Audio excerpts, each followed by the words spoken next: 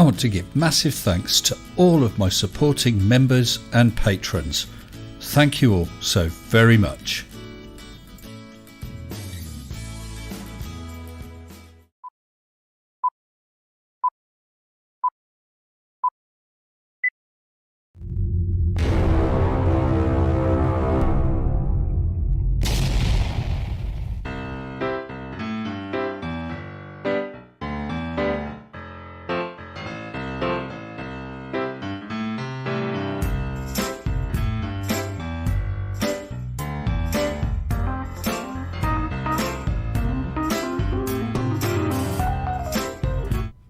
Hello, good evening and welcome to you all. First of all, I'd like to say a big welcome to Mr. Justin Neal, who just tonight became my brandest, newest, shiniest member. Thank you very much for your support, sir. And I see that Judy Bassett has been a supporter, sensible supporter for 13 long months. Thank you, Judy. And Jezza the Random Reviewer, also 13 months, saying, I can see this is going to be a very serious feed. Thank you everyone for your support. So just to get the cheerful bit out of the way, I hope you all enjoyed tonight's video. I certainly enjoyed making it, and I was rather surprised I could get away with it. I thought they were going to copyright strike me if I went ahead with that, but no, it just feeds any advertising revenue to Monty Python and the karaoke version writers of the music. So I was happy to do that because it was such fun. So with that cheerfulness out of the way, as you can see, talking about Ukraine. What made me finally decide to do this as a subject tonight, because obviously we're all aware of what's going on. I did tweet earlier on today, and if you're not already, you can always join my Twitter feed. It's Mr. Sensible. I was shopping today with Mrs. and just in an ordinary shop in the window was a big sign saying, "We stand with Ukraine." And I just thought, wow, I thought that was great. You can see in their honour, I'm flying the Ukrainian flag behind, and I hope that again soon they're going to be able to fly over each and every one of their buildings. I want to share something. I don't know how many of you heard of the story, but I believe it was a small Ukrainian island. I think it was in the Black Sea. My geography is not that good over that area. This small Ukrainian island had 13 border guards on it, and it was challenged by a Russian warship who basically told them to surrender. These 13 men told the Russians where to get off. All 13 men were killed. When I heard that, I don't mind saying, I cried. I couldn't believe it. These Ukrainians, I'm just absolutely stunned at their loyalty and their patriotism and their willingness to put their lives on the line. Ordinary people. Apparently there's lines out of all the centres calling it recruits. There's people making Molotov cocktails. These are people without training. Thousands and thousands of guns have been handed out for people to defend their homeland, and I just can't believe it. I really cannot believe that something like this could happen in Europe in this day and age. I just see that someone said Putin, it was Robsky, thank you Robsky, says Putin is a criminal of the highest order. I can only agree. I have no idea what he thinks he is gaining. I don't believe Ukraine is a fantastically rich country loaded with resources. He's going to lose friends and support and just general trade left, right and centre, wholesale. And he could be risking his presidency because, as you've also seen, many brave Russians, and I do not equate Putin's move with Russians, but many brave Russians have been protesting with hundreds and hundreds of them arrested. So I salute them too. I've seen massive queues going into the other countries with people fleeing. I believe there's a 27-hour queue of women and children looking to get out of the Ukraine. And I'm also amazed at the support of those countries surrounding. I have connections with Hungary, and I saw a little brief snippet saying that Hungarians were going to the border and giving the children sweets and chocolates as they entered Hungary. And other countries are just opening their borders to all and sundry, nationality, no problem, letting them get out of Ukraine. Mr. E-Man says, due to where I live, I cannot imagine it is actually happening. Nor can I. Wherever you live, the States, Russia, the States, the UK, France, wherever it is you're from, can you just imagine this is happening? There's tanks pushing through from the borders, missiles targeting housing blocks. That's not peacekeeping.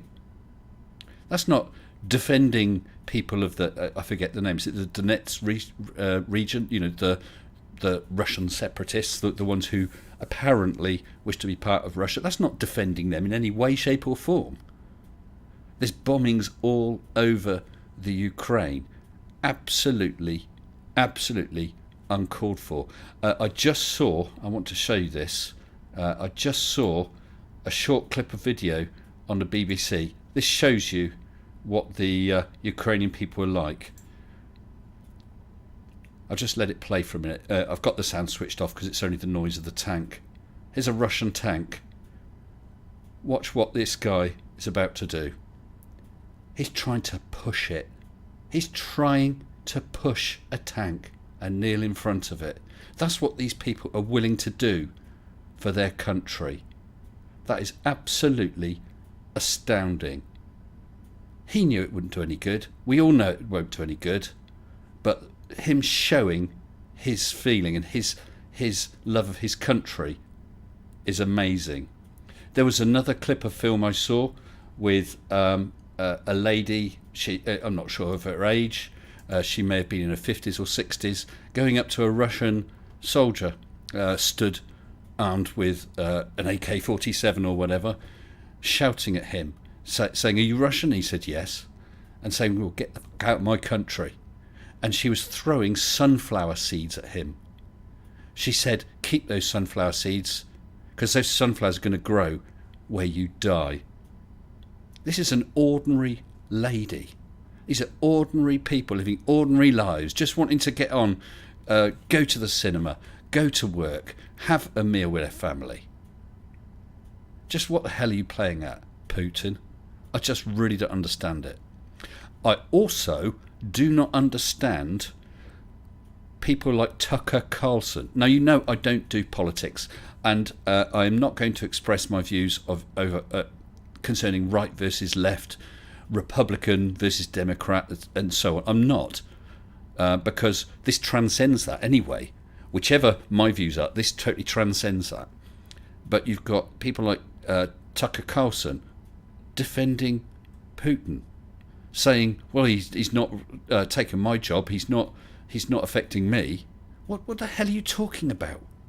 This guy's willing to push right towards the edge of World War III, and you're defending him, Tucker Carlson, and others, of course. People making comments like, "Oh, he's making a smart move," a certain ex-president said. Not good at all. These are, if anyone's a sworn enemy of the States, the Russians are. The Russian government, anyway. It's just gobsmacking. Now, I don't know if anyone in here has Ukrainian connections. If so, my thoughts are with you as well. Right, I'm going to read a few of the comments. Timo says, "I don't really talk politics either, but will condemn illegal invasions and war crimes when they are being made." And yeah, this is a war crime. Did anyone see that shot of a tank? Tank driving one direction, a car driving the other. The tank deliberately swerved at the car and drove over it with a reasonably elderly looking lady inside. Fortunately, she survived. That's not battle. That's not what's the word? Collateral damage. That was an actual war crime. Never mind whether the invasion is legal or not. That was a war crime. Just driving a tank over a car with an unarmed civilian in, how the hell can that be justified? I would hope that the Russian military would deal with that guy. That's absolutely... I can't even believe it. I just can't. Brian Pop Robson says Lawrence Fox is defending Putin too. I don't know who Lauren Fox is. Robsky also says Putin has Trump-like fanatical followers who thinks he's the saviour of the universe. Absolute madness. So I'm just scrolling back, picking out a few comments. Lost Anna says, I live in the Czech Republic. We are welcoming war refugees as we speak. Wonderful. I mean, you've got to, obviously the Czech Republic are, but any people, you've got to put yourself in that position. If this was happening to your country, you would hope that other countries would take you in. And so I just don't know what the future holds. I listened to a thing on the radio today. It was one of these political... It's called Question Time on Radio 4 here in the UK. They have 4 panellists who might be news reporters or politicians and so on. And there was one lady there, I don't know who she was, someone called Mary something. And she was... she was some sort of apologist. She was saying, well, it's as much our fault he done this as his. What the hell are you talking about? What the hell are you talking about, Mary, whoever the hell you are? You can have political disagreements. He can argue the toss about whether he thinks NATO is a threat or not. He can go into dialogue. He can threaten sanctions against us. He can do all sorts of things. What you can't do is pile into a country, fire cruise missiles, drive tanks over innocent people in cars. That's war crimes. I did see a wonderful tweet, I think it was yesterday. Someone said, Putin, what was it? Can we just cut to the chase? Can we get straight to the bit where you shoot yourself in the head in a bunker? Yeah. Absolutely crazy. Heat says, to play devil advocate, the car and the tank were really hauling ass and the tank was sliding somewhat out of control. Chance the driver didn't intend to roll over the car.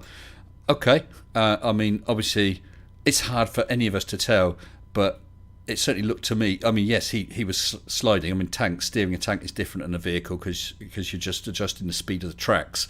But to me, although, yes, it was like a sliding turn, it really did look like he was going over. And if it was accident, you would have hoped that they could have done so. But I'm not going to argue the toss about it. I mean, people can do a Google. I'm sure it's on YouTube. Perhaps someone can find the link for it. And maybe we can see if we'll play it for anyone who hasn't seen it, because I just couldn't believe it anyway. Well, what else we got? Gareth Dawson, hello, says Laura's an actor. He was in Lewis. He's also a right-wing politician. Yeah, again, as I said, I don't know him in person. I don't have personal knowledge of him. Putin in a bunker with a gun sounds like a plan. Indeed, Bjorn, it definitely does. Definitely does. Didn't the tank back over the car? Irish Dumgo, I don't know. I only saw it. They were both heading in opposite directions, and he swung and went straight over the car. So whether there was more film with him reversing over it, I don't know. I did see some member of the public pulling at the crushed car, pulling the doors, trying to get the lady out. She did survive. Thank you for that, 9. Let's just see if I can find that. So just talk amongst yourselves for a second. Right. I've got it. I'm going to have to just set this up so that it will play in a window properly. Maybe I can pop that on there. If you'll just all bear with me a minute. And then perhaps people can judge for themselves. I really am going to have to tinker with this. Sorry, people, because the window's all laid out differently. But I'm sure we can get it quite quickly. Oh. What's wrong with that? Oh. Right, just about there. Okay. I will mute it again because there's no point in any sound. So here we go. So you got this tank of some sort. And you're right, he was going at speed. And he is sliding around. Oh, but look at that. He's sat on top of the car now. And there's the people trying to get the lady out. Absolutely incredible. So I'm not sure. It's hard to tell for sure whether that was accidental or not. But what a horrific situation. Let's just play that first bit again.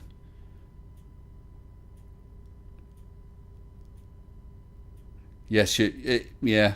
I perhaps got a bit more feeling for that heat shield. He was going at quite a speed, and he has stopped. So who knows? But what a horrific scene. If he wasn't there, if Putin hadn't sent them in, there wouldn't be the issue. So, yeah, quite horrible. Lostana, I know exactly how you feel. Almost puking when you saw it the first time. Yes, Jezza, exactly. What was it doing on Ukrainian soil anyway? I've also seen discussion about what are they called?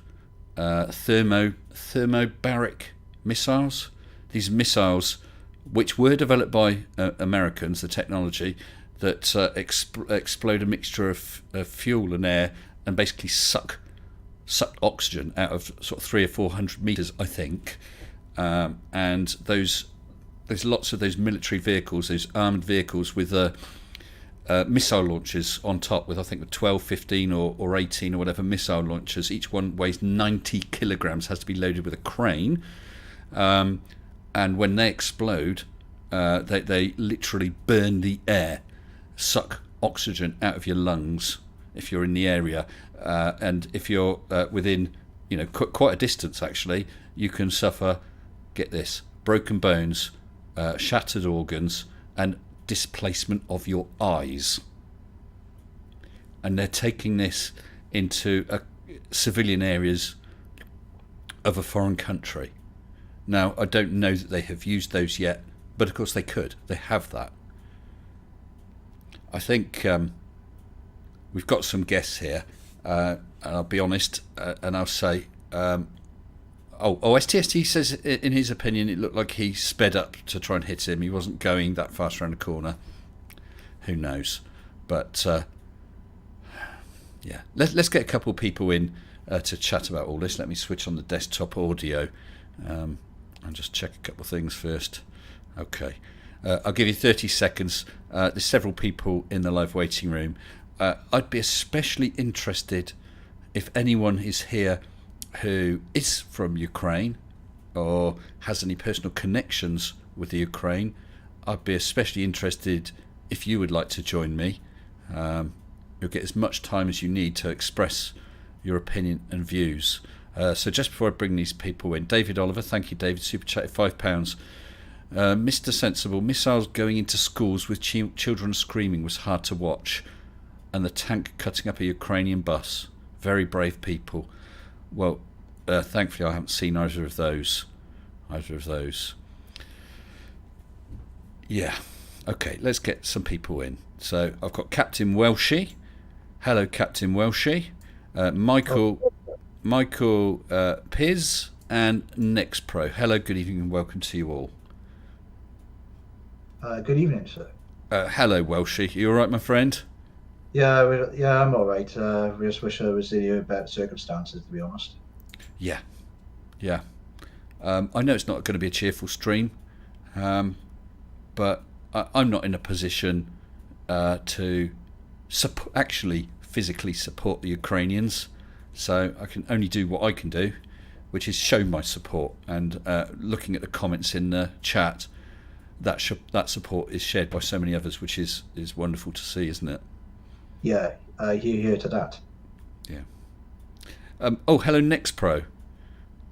Good evening, Mr. Sensible. Oh, you're very quiet, sir, but I can turn you up. I can fix it. Oh, you can fix it. Go on, I'll let you try first. Something else I saw. some Ukrainian official state organization requested donations in Bitcoin. I don't have the link. Perhaps a mod in particular could find that and post the link. But within 4 hours, they had £3.3 million worth of Bitcoin donated to support people and the NGOs there. Thank you. How's it going now? Next. Is that any better? That's tons better. Okay. And how are you, sir? I'm in shock about what's happened in the Ukraine. Yeah. A friend of my, Dutch friend, has a Ukrainian Russian friend who he's been working on NFT projects with. And we've been tracking her progress getting out of Kiev over the past couple of days, and she's managed to make it out to a village which is west of Kiev, to an area of anywhere outside greater the safety. city. Anywhere out of the city's got to be a good idea, hasn't it? Yeah. It's just a horrendous situation. And it's unbelievable, isn't it? Absolutely, it's unbelievable. It's not unbelievable. Well, no, it's unbelievable that someone would do it, but I believe that he would, and it was obvious that he was going to. The story was so obvious. It's like a child telling you a story, and you know that they're lying. With all those manoeuvres and building up more and more, and the fact they had blood banks there, they had hospitals there, all those sorts of support, the fact that they were constructing bridges, these are all things that weren't needed for just basic military exercises. Yep. And then, of course, all his promises, and then there was the cyber attack the day before. Yep. Because I don't know if people are aware of that. There was a massive cyber attack on Ukraine, try and soften them up further. And what about the Ukrainian Prime Minister? Wow. I'm just stunned with him. Going out into the streets, filming himself saying, "I'm still here," and fight for your country and that. He's not running away. No. The Ukrainian people, I had no reason to think otherwise, but I'm just trying to think what it would be like if it was here. How many people would just turn tail and run and whimper and not actually try and do anything to defend their country? I'm sure that many people would, but Ukraine, I'm stunned. Absolutely stunned. The thing is, when you've been under... Oh, sorry. No, go ahead. The thing is, when you've been under Soviet occupation for so long, about 30 years ago, and you've only been independent 30 years, you stand up and fight. Yeah. I said I had Hungarian connection. I've got Hungarian family. My earliest visits were when Hungary was still behind the Iron Curtain, and I visited shortly after, really shortly after the Russians left or were leaving. And I can always remember someone, bear in mind, this was not a country of free enterprise, but someone was flogging T-shirts saying "Goodbye, comrade," which I thought was wonderful. This was within weeks of them leaving. And we got Michael Piz in here. Hello, Michael. Hello, Michael. Well, do speak up if you get yourself sorted out. And second best Bob, super chatted £5. I was on a channel earlier where a UK resident in the chat was supporting Putin. Avoid V57. Yeah, I've seen a couple.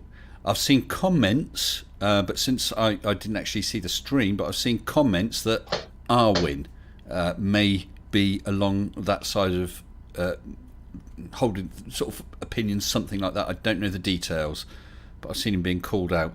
And apparently, thank you Tusk, Bitcoin donations are up to £8.2 million now. Can somebody please find that link? I mentioned in the last stream about Bitcoin, and I said I had a chunk of Bitcoin, but I didn't know how to take it out. If I can dig out my whatever it's called, the hash for my Bitcoin, I would like to donate it. I can do that if I can find my hash code. But if someone can find that, I'd really, really appreciate it. And maybe there'll be some other donations from people here as well. That would be great. So, what's next? We're doing these sanctions. I think it's like with the interest rates with housing. back in the 80s or whatever, that they kept inching them up, not slowing the economy enough, rather than giving it a jump and knocking it on the head. With the sanctions, it was just the lowest level of sanctions, and then a little bit more, and then a little. I mean, I think sanctions are good, but they should have hit him hard. You've got to hit a bully. You've got to hit a bully, otherwise they will keep bullying. I'm very much against this, but I think we should have sent troops in. It's difficult, isn't it? I mean, that's what they need, but the moment we put boots in, we're in World War III territory, aren't we? I do agree with you, but the problem is, when is Putin going to stop? Yeah, no, I agree. I mean, I don't know what else at this point we can do. We can greatly increase the sanctions. They can. I understand that Germany's now conceded that we should use targeted SWIFT banking sanctions. We should that should have just been total straight off. Yeah, it should have been. I agree, I fully agree. But apparently the ruble's tanked so hard in the last few days, it's unbelievable. Good. That's what it needs. I mean, I'm genuinely sorry for the ordinary Russian people. And as I said before, there's an awful lot of Russians who are standing up, protesting in the streets. And I'm sure there's a lot more who would like to, but just too scared to. Hell, I can understand that. I think we need like sections of the army to the Russian army to rebel against the government. I think for things to really, to end the conflict. But it doesn't seem like that yet. Tusk says that Patreon has suspended the Come Back Alive account. I don't know what the Come Back Alive account is. Is that an account that's pro Putin, a channel or Patreon account that's pro Putin, or is that supporting someone who's going there to be not a mercenary, but you know what I mean, an outside soldier? I don't know. Have you heard of that? A Come Back Alive account? No, I haven't. This is the first I heard of it. Peer review says oil price shot up. We need to make sure Russia can't sell a drop and take advantage of this. Yeah, I'm glad they closed that Nord Stream 2 pipeline. I mean, it's crazy anyway. That must have cost a shed load of money. That money should have been put in renewables or sourcing energy from elsewhere, rather than putting yourself under the heel of someone like Putin. Yeah, and this is what happens when we rely on the sources from other countries in one way. Yeah. I mean, I think the UK gets. I think I heard that we get about between 4 and 6% of our gas from there. So directly, I heard 5. Oh right, okay, well, exactly. Which is somewhere between 4 and 6%, I must say. Oh well, you're all right. But apparently, I was talking to Next about Russia failed to achieve actually take the Ukraine. They're in Kiev, but the thing is that they have to fight for every single inch of Kiev. The people are just, and they're not going to move. They're just going to be like, if one Russian soldier pops their head out, they're going to get sniped. Can I just quickly say thank you to Tusk, who said the Come Back Alive account was the place to send donations to support the Ukrainians by Bitcoin. There must be, I mean, obviously you don't have to use Patreon to make donations, and I know that it was a request made by the Ukrainians themselves, so I presume there's some other way of making donations. Patreon has a bit. Sorry, Mr. S just popped in. I found you a link. Just check your DM. It's an official Ukraine Twitter account, and it's got their Bitcoin address on it. So what am I? Oh right. So if I open, yeah, it's just an image. Oh, it's just an image. Oh, I see. It's got the. Okay, so let's pop that up if I can. There's also a way of donating Ethereum as well. So. Yes, I heard about Ethereum as well. That's on there too. Yeah, that's is it? Well. I wouldn't recognise an Ethereum thing if it bit me on the bum. Sorry, I have to do more jiggery pokery to try and get this to fit, etc. That's looking good. There we go. So if anyone knows how to do that and wants to do that, and Colon, you can confirm that is a valid. Oh yeah, I see. It's a verified account. It's got the tick on it. So yeah, there we go. Thank you for that, Colin. I appreciate that. And good evening to you. Yeah, good evening to you too, Mr. S. Sad circumstances talking about this. It's rather annoying as hell, considering Ukraine never postulated they were ever going to join NATO. No. And Ukraine themselves are in no way, shape or form a threat to Russia. Now, I was talking to a friend at work about the whole situation a few days ago, and I don't agree with him on many things. We get on very well. Actually, that's proof of what I've said before about being able to argue with people but still keep that separate. But anyway, with regard to this, he was telling me about some squadron of Ukrainians who are neo-Nazis. And it turns out there was a group of neo-Nazis that their squadron has sort of been, or had been, drafted into the army. And Putin has tried to use denazification as a reason behind Ukraine as well, and going on about the Prime Minister. The Prime Minister is a Jew. He is Jewish. The Ukrainians lost hundreds of thousands during World War II fighting Hitler. It's not a Nazi country. Absolute madness. What we'll do is... actually, with regard to that, Colon, can you get the actual link for that tweet, and then what I can do is I'll find it. Thank you. What I'll do is I'll post it then in the description, so it's permanently attached to this stream. That'd be great. Thank you. Yeah. So I'm almost, well, I am at a loss for words. I really am. I can't believe that this is happening. Every peer review says every country has its share of neo-Nazis, not least Russia. Absolutely, we've got them here. We've got them in the States. They're everywhere. That's a given. You're going to get people from extreme left to extreme right, of course. But it's not the country. It's not Ukraine. He's using any excuse that he can. Adam Lord says, "What do you think to the Ghost of Kiev?" I don't know what that is, Adam. Has anyone? That's the Ukrainian fighter. A guy was fighting a jet. He shot down 6 Russian planes before he himself was taken out. Oh wow! What was he? Was he a fighter pilot? Yeah, a fighter pilot. Sorry, yes. And he took down 6. Yeah, that's the story I heard. I don't know if he actually survived, or when he got shot down, but I don't know if he survived or not. Right. Well, let's hope he did. Let's hope he did. So, what do I think of him? You don't want to kill people, but we're talking about invaders in your home. They have every right to defend themselves, every right to shoot down those pilots. I know those pilots have got families and that, and they're part of the military. They have to do what they're told, but they are the enemy. So, what do I think of the Ghost of Kiev? Brave man.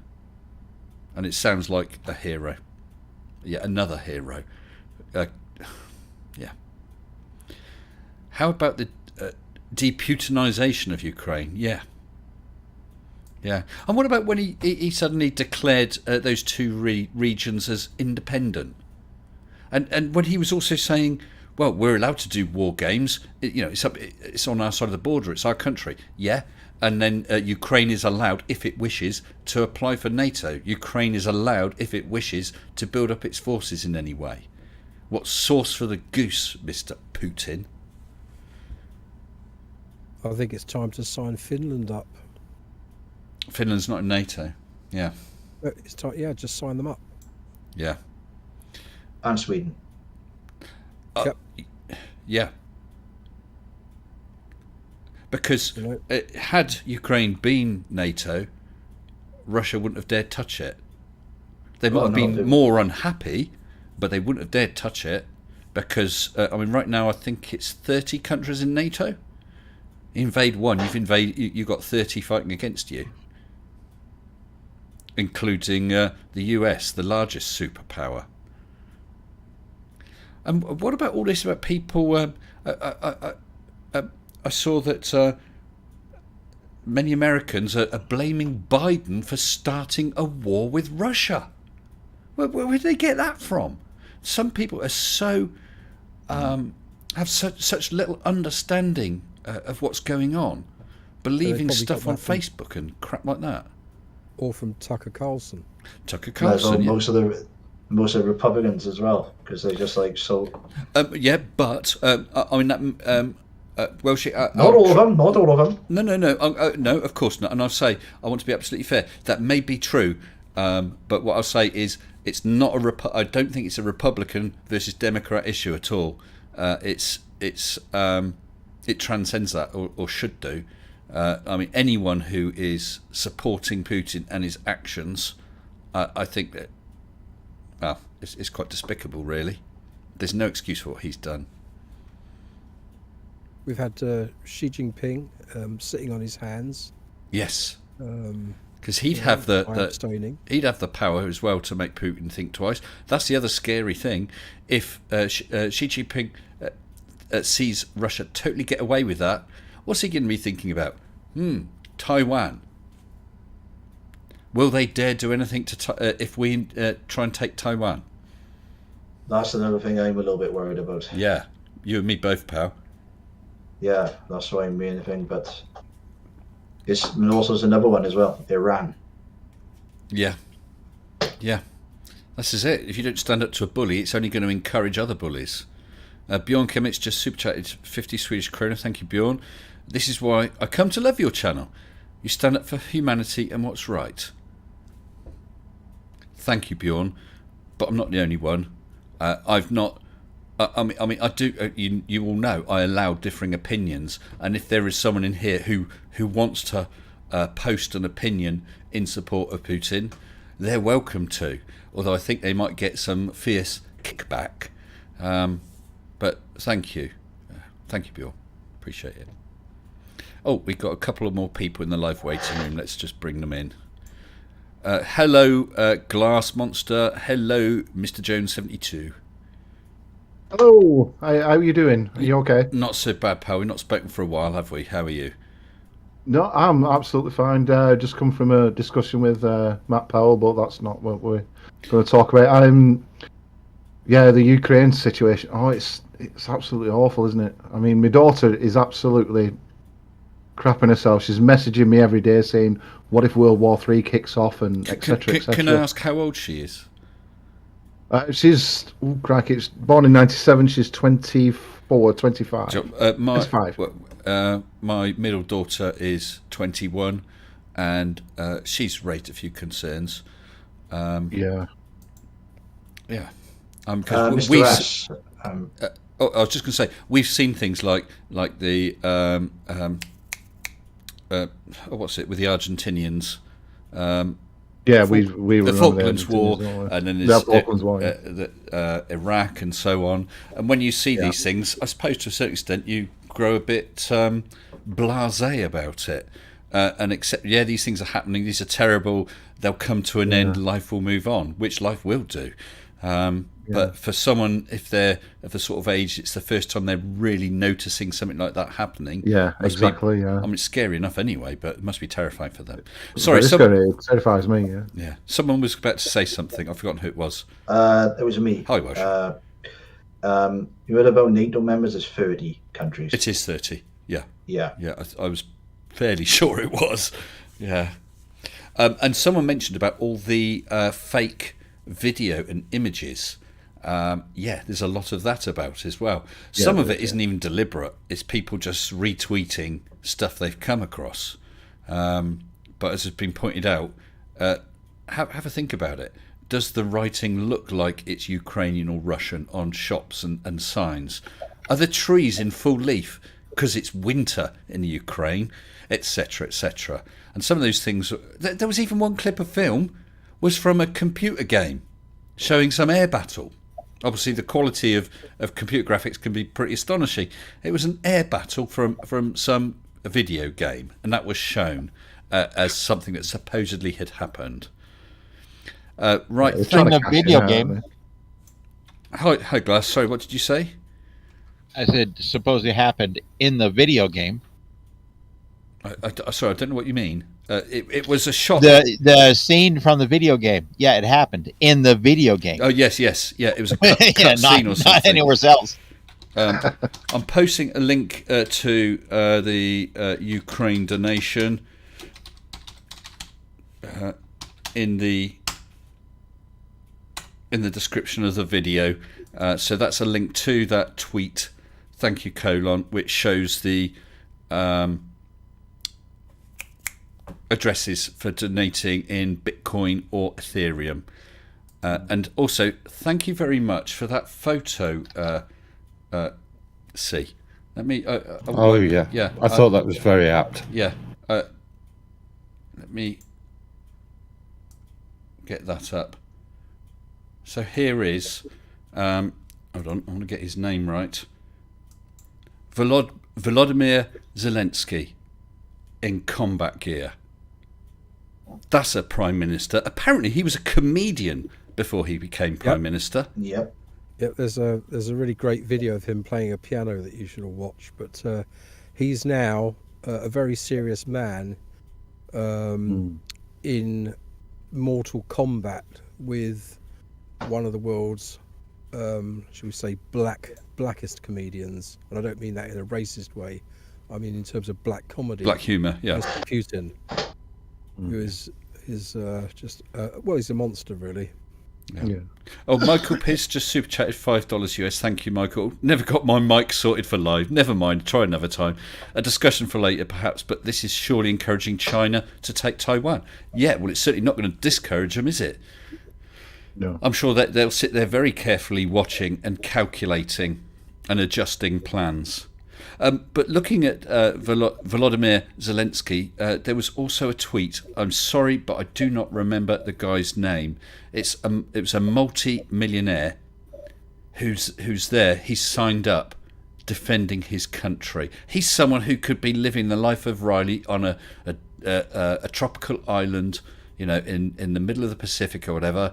But no, he's fighting for his country. I mean, wow.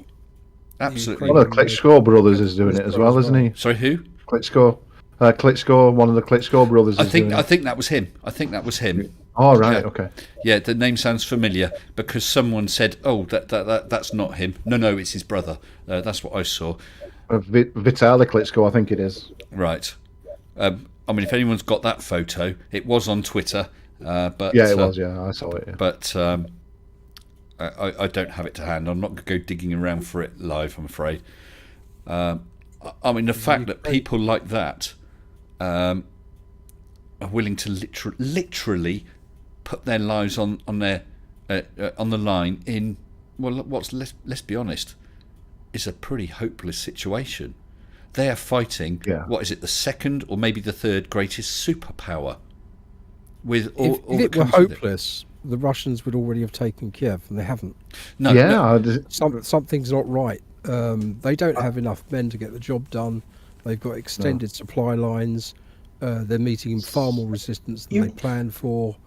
This is not going Putin's way. No, it's not. Okay. Well, when I say hopeless, I don't mean as in, well, you might as well give up. Far from it.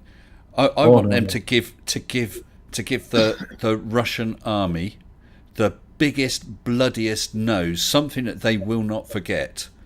But let's face it, the weapons they're faced against, and the trains, the sheer number of trained soldiers they're faced against, they're outnumbered. But they have got ordinary people who are literally putting their lives on the line. Germany today announced that they are going to send 1,000 anti-tank weapons, that's man-portable anti-tank weapons, and 500 man-portable anti-aircraft missiles. Yep, and that's something Germany's never done before. They've never provided weaponry, obviously based on historical reasons, which you can understand, but they are now, as you said, providing weapons. So this is Ukrainians not backing down. This is the mayor of Kiev, Vitaly Klitschko. Yep. Yeah, there it is, Vitaly. You would not want to mess. You would not want to come face to face with that lad on the front line. There's no way. And Ex-heavyweight boxer, ex-heavyweight champion of the world. actually, Fantastic. I've also been given another photo. Oh, that's gone straight across anyway. That's great.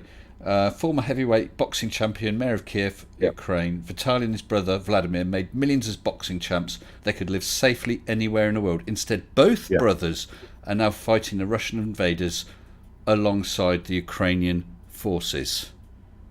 It's amazing stuff. Yeah.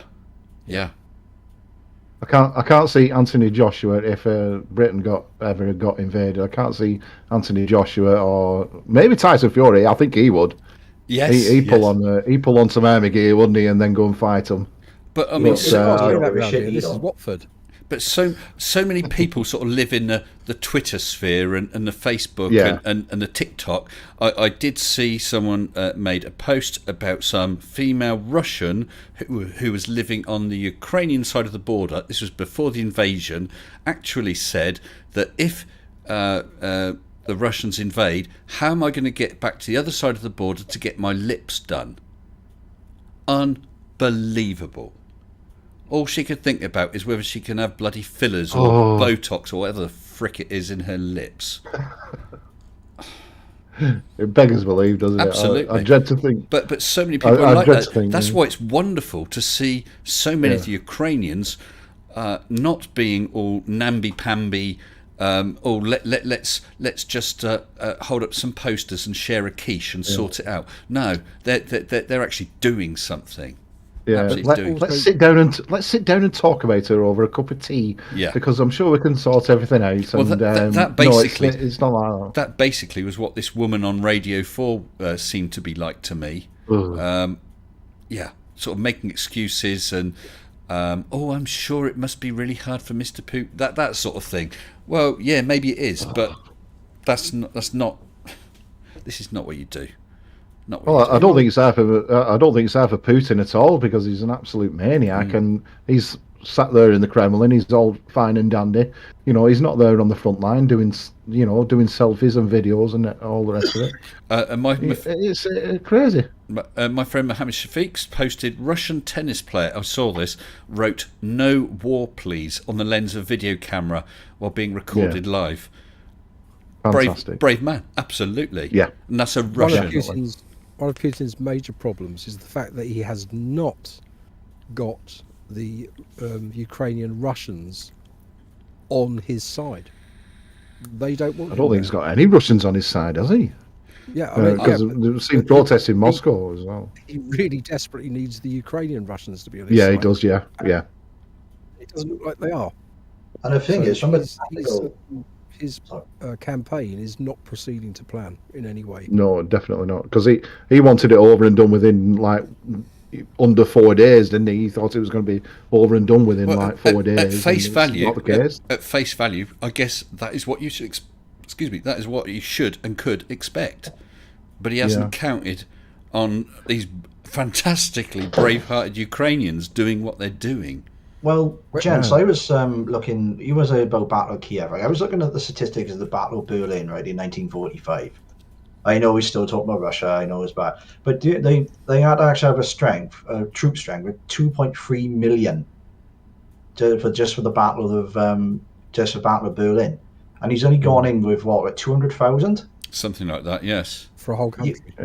He's expecting a walkover, isn't he? He's expecting the Ukrainians to roll over and just say, right, well, you pop on in then, you take over, and and we'll do whatever you say. And the thing is so not only that is that the Russian forces are being stretched so far wide. Ukraine is a big bloody country. It's a massive country. It's the largest country in Europe after Russia, I understand. Yeah. And the thing is, let's. Apparently he's taken out lots of military installations. If he has. But let's say he manages to do that so that he's basically got control of the entire country, because we ain't going in there, and he's happy to weather the cost of sanctions. He's going to have endless guerrilla attacks all the time with those people. Oh yeah, and we're providing them weapons. Quite right too. So when you talk about those bases being destroyed, of course they had such a lot of advance notice of this happening that they would have dispersed many of their assets away from those depots. You would certainly hope they so. may have destroyed a lot of buildings, and the but not Ukrainian necessarily army. a lot of equipment. Sorry, and the Ukrainian army this is not like fighting against Iraq or like Afghanistan. You know, they are still a very modern army. Yes. Yep. Yeah, they're very well trained as well. Yeah, And very well trained. Of course, like in Afghanistan with ISIS coming, look how the Afghan army folded and ran away. That's not happening here. Well, even the first Gulf War, when you had like masses of soldiers surrendering in the original Gulf War. Yeah. Yeah, exactly. Yeah. Adam Laws just super chatted £10. Thank you very kindly, Adam. I'm genuinely wondering what you think about this. If Putin decided to say F it and fired a nuke at another nuclear power, would mad, mutually assured destruction be truly assured if Putin is so isolated and hated? Well, if he was mad enough to fire a nuclear weapon, would they do an all-out launch straight away, or just a measured response of, I don't know, 2, 3, I don't know. But once you go down that line, how do you back off from something like that? I don't think even Putin's that mad. As maniac as much of a maniac as Putin is, I don't think even he's that crazy to launch a nuclear weapon. Or if he is, would his generals and that follow him? Because I understand that there is some level of disagreement. That's the rumours. There is, there are some rumours of. And hello to the Rumpus. Good evening, sir. Oh, welcome back to the channel. Hey, Rumpus. Hey, hello there. Oh, yeah, it's all. I do worry though that the Russians are not putting their full effort into invading at the moment. They've nearly destroyed the Ukrainian Air Force, and when you see pictures of the Ukrainians on a bridge defending it with a couple of a battalion of soldiers or whatever, and you just think they've got almost complete control of the air. It would not be any effort for the Ruskies to just bomb that. And hold down any movement of troops and things and moving in the we're talking about World War II. The Germans during the day couldn't move around in France because they would be bombed and shot up by ground attack aircraft and things. And having control of the air basically means that you almost can't defend yourself. And so without some sort of air defense, I think the Russians have claimed 80 installations they've destroyed, and you see there's some pictures of some of the mobile air defense systems being blown up and things. And with the complete air control of the air, they can just do anything. I think possibly even Putin realizes that just the only option of but obviously they have a big problem in going to the cities. That's where the problem is going to be. You can't really just move into that because you're getting to unless you're going to start shelling it into submission, because the Ukrainians, what they can do is obviously harden their buildings and then shoot out the odd anti-tank missile and grenades and Molotov cocktails and things. And the only way if the populace are not determined not to be beaten over, then the only way is to sort of shell them into submission. And I think even he realises that's not a good idea. Or hand-to-hand combat. And what you're going to get is an official shed load of body bags going back to Russia. And some odd dude's just super chatted $5. Thank you, dude, saying at smircornish.com, the survey says 78% favour NATO going into the Ukraine. Well, I think if it wasn't for the fact that it would be a massive escalation, I think it needs someone to help. Yeah, sorry, I have a proposal. Could be World War III. I have a proposal on that front. I was thinking one thing we could do is perhaps put a no-fly zone around Lviv, the most western major city of Ukraine is Lviv, and I think we could possibly just about get away without starting World War III. Just move some troops from Poland, whatever, around that area, and then say, right, if you come within 10 miles of Lviv, we'll shoot any aircraft that come down over here. We won't advance from here. That might be just enough to. There'd be no point though, would there? Because they're coming in from the east as well. Yeah, agreed. But at least that would be doing more than something, but more than nothing. At the moment, it might just be enough to say Putin think, this is getting really tricky. And as someone was saying earlier about the potential dissension inside, I think, and also only 8%. I think was a poll of Russians saying only 8% of them were before they invaded wanted military action in Ukraine. And I suspect that might be less now, or possibly might be more, depending on how they're responding to where there's a sort of national coming together. Well, a couple of things. Eric Hares brought me, perhaps, and others here into task for saying the Ukraine. That's the Russian name for it. I wasn't aware of that. And that's certainly not what I was intending. And Lubo in China said NATO should step in and defend the airspace, but they won't do it because the Russians would then have another excuse of using full power. Yet as soon as we do that, if we, try to enforce a no-fly zone, then we're battling Russian fighters in the airspace, and we're at war. If you're going to do that, then you reach the point you may as well just go in. Well, I think, as I say, if you did a limited one, if you just said, right, we've decided there's a no-fly zone around Lviv, we haven't actually gone sort of aggressively into, because the Russians aren't there at the moment, so it's Ukrainian space, and then it would be up to the Russians to decide whether or not to go into that space. If we could claim, sit down, get there, and then that would be somewhere where the Ukrainian government could hide out, still be in Ukraine, it would be a bit of Ukraine that would be protected, and without sort of charging into where the Russian tanks and things are. That might be just enough for Putin to think, hold on, it's not quite enough to provoke a war. I don't think he would think that at all. You think he'd just carry on? He would just carry on because he's invaded Ukraine for a start. I mean, nothing stopped him from doing that. Well, I think, but the stakes are going up, and I think there are signs, as someone said earlier, of there might be a palace coup. If they're starting to be cut off from, they can't go through the Bosphorus, they're losing all the sport, they're having to be cut off from the financial system, they can't sell their gas and oil, the assets are being frozen of all Putin's pals. There might just be the possibility of thinking, the people around him thinking, and did you see the amazing coverage of that supposed meeting he had with all his subordinates, in which he got them all to get up and say, what do you think we ought to do? Should we annex, should we recognise the Luhansk and Donetsk things? And each one of them says yes, no, yes, no. And there's a picture of one particular, the Russian intelligence chappie, who gave the wrong answer, and he was crapping himself trying to find the right answer. And he said at one point, let's annex it. And he said, I didn't ask you if we wanted to annex it, Putin said to him. And the poor guy was desperately trying to find what form of words is going to make sure I don't go out this in a body bag.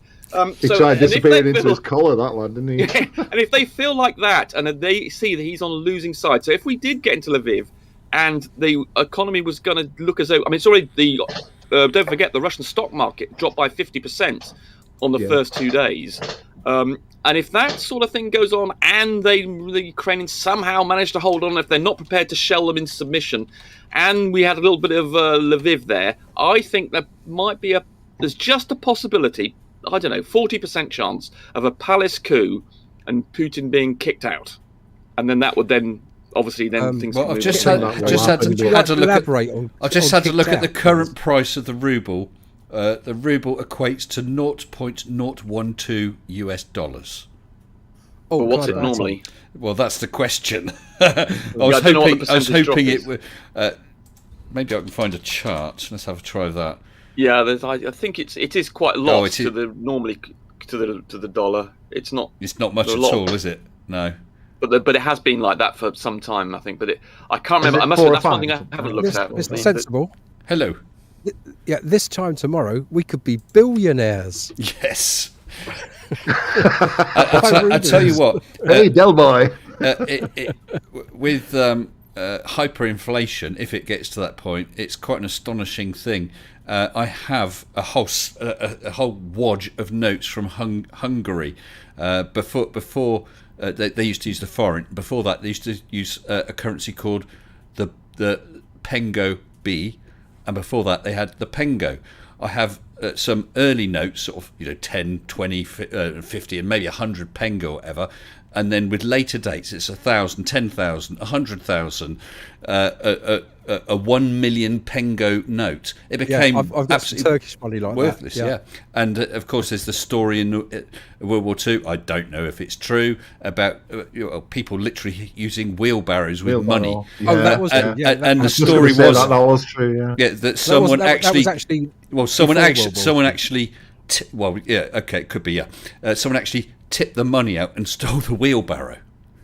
Yeah, that's a classic story from German hyperinflation. At one point, Eric says in the chat that Lviv, forget Lviv, go where Kiev is the fight. But I was thinking, if you could get Lviv and the airport there, we've got a big problem at the moment. We can't actually easily supply equipment and weapons to Ukraine. The only way we could do that is by going in by air and dropping, the Americans have just sanctioned a great load of extra stuff. And if we did have control of an airport there and could drop stuff in there, and although admittedly Kiev is actually where the fight is, I think if we did have a stake in that Lviv, but we didn't try and start World War III by going into the Kiev, I think that might be enough to... At the moment, there's a possibility the Russians are just going to win and to take over the whole of Ukraine, and that will be the end of it. But okay, it won't it's be hanging the end on of to it. But this is it. Sorry, yes, that won't be it. So it won't be. I agree with you. It won't be the end of it. They'll have nominal control, but they're going to have endless resistance fighting. I agree with you. Yeah. So I shouldn't have said the end. And then the end of having control of the land. I suppose what I was saying. But if we had a little foothold in Lviv, then that would be, and had the government of Ukraine there, I think that would be such a huge difference than having the whole country superficially nominally under Russian control, but obviously lots of guerrilla activity, God knows what, like an Afghanistan situation. I don't think Putin would stand for it at all. Well, okay, then in which case he would then have to attack Lviv and NATO troops, and it would be up to him to then go into another phase of aggression. I don't think he would. I think the cost is starting to mount up, and even in his little mind, I'm beginning to wonder if he might think that things are getting a little bit too expensive. Well, I hope so. I hope so. So, the Rumpus, has there been ever a situation where two modern armies have met in a city that's got so many high-rise buildings as Kiev? Has that ever happened? Two modern. Well, obviously, I'm not suggesting we go to Kiev. I'm saying we stuck in Lviv. No, yes, but that's where it's happening now, isn't it? So. I'm not suggesting. Oh, right. Well, there's not a modern. Well, okay. I suppose I'm dismissing the Ukrainian army. I suppose that's what I'm doing. Yeah. And then they've got 1/20th or something of the GDP. They've got something like no aircraft now. They've got 1/10 of the tanks. They're going to lose. The only way it's not going to be a tank-on-tank fight. What it will be is a guerrilla war with the people in the buildings and then some sort of, guerrilla-type tactics. The Russians will go through it if they really want to with their artillery and things. The difference in power is just so extreme. So I don't think it's going to be one modern army versus another in Kiev. It's going to be guerrillas versus, they'll get the parliament, and then it'll be just sort of an Afghanistan-type terrorist-type situation. And of course, the Afghans managed to hold off the Russians for years. But quite topically, I've just had a new entry on BBC News concerning Klitschko. As Ukraine headed into yet another difficult night, boxing legend Vladimir Klitschko made an appeal to international community for an end to, quote, the war Russia has started. And he says, there is no time to wait because that's going to lead into humanitarian catastrophe. You need to act now to stop the Russian aggression. Talking about Afghanistan, the reason they were able to stop the Russians getting complete control is a particular valley called the Panjshir Valley, which has a very narrow entrance, and it was and the Russians sent in several tank columns trying to get to it. They had to go along this sort of effectively this tiny little narrow road, this path, track, whatever, to get in there, and they just couldn't do it. You only had to set up, a few anti-tank type people from the area above it, and they just could not get through it. And even with aircraft bombing away, but unfortunately, nothing like that. That's the same area that this time with ISIS taking control. The rebels, they were in the same valley, weren't they? Because I think it has never been taken. It's so defensible. That's right. Yeah, the Taliban. Well, it was the last hangout, the last set of people. In fact, when I heard about this just before in August, there was when the Taliban took over, there was this again, the Panjshir Valley. But eventually, I presume it's because they're the Afghans rather than not Russians, but they did actually then give in. But certainly the Ruskies couldn't get through this valley. So unfortunately, there's nothing like Ukraine is basically a flat, ideal tank country type thing. And the only place that they're going to be able to defend themselves is in cities. I think the Russian army will just, with air power, you can just imagine it. Just imagine you get a tank out in the open. They just have to get a bloody aeroplane out there, go bomb, and that's it. That's the end of that tank. So, a modern army can't operate like that. It's guerrilla warfare, unfortunately. Yes. But I think it'd make a big difference if we had one city on the west where the government could hang out, and would, nominally be in control of the country, even though the Russians would actually be in control. But then it kicks in, after 2 years of the Ukrainians guerrillaing away, they obviously would not be able to keep it. I mean, they're 40 million. If they were constantly hammering away, there's just not enough Russian people in the Russian army to hang on to suppress 40 million people. Yeah, apparently it's a messy way of doing it. Apparently, France is now sending weaponry as well, which is, it's just amazing how countries are helping. It's just, it's difficult, isn't it? Because the answer is for all the countries to pile in there and have a good scrap with the Russians, but we can't. If you want World War III. But then there's that downside. Yeah, you've got massive escalation, and the battlefield is no longer the Ukraine. The battlefield is across all of Western Europe. Yes, so that's what I was suggesting. Is there a halfway house? Can we get in there with some sort of troops, with some sort of preserving a bit of Ukraine without starting World War III? That would be my best case scenario. But whether that's a bit naive. That would have been done already, wouldn't it? Come on, seriously. Yeah. Sorry, what would? What What you're suggesting? What you're suggesting was practical, it would have been done. It hasn't.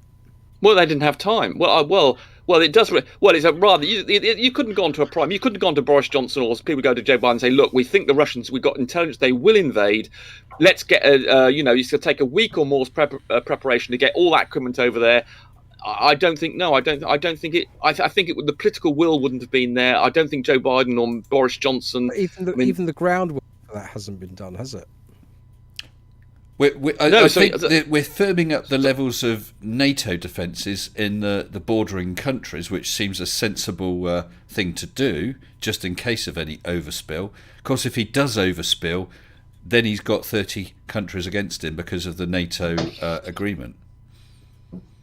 Yeah, and don't forget the Russian expenditure on defence is something like 1/10 or 1/15 of the Americans spend alone.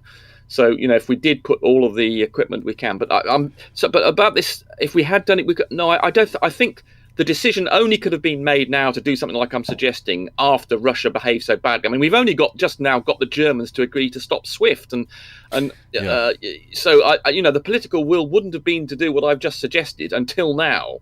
So, well, one thing that's going to have to change, and I think maybe will change, is countries that are members of NATO stumping up their 2% of GDP, which many Germans, many don't. Of course, you want to spend the money on other things. I was talking to Mrs. S earlier.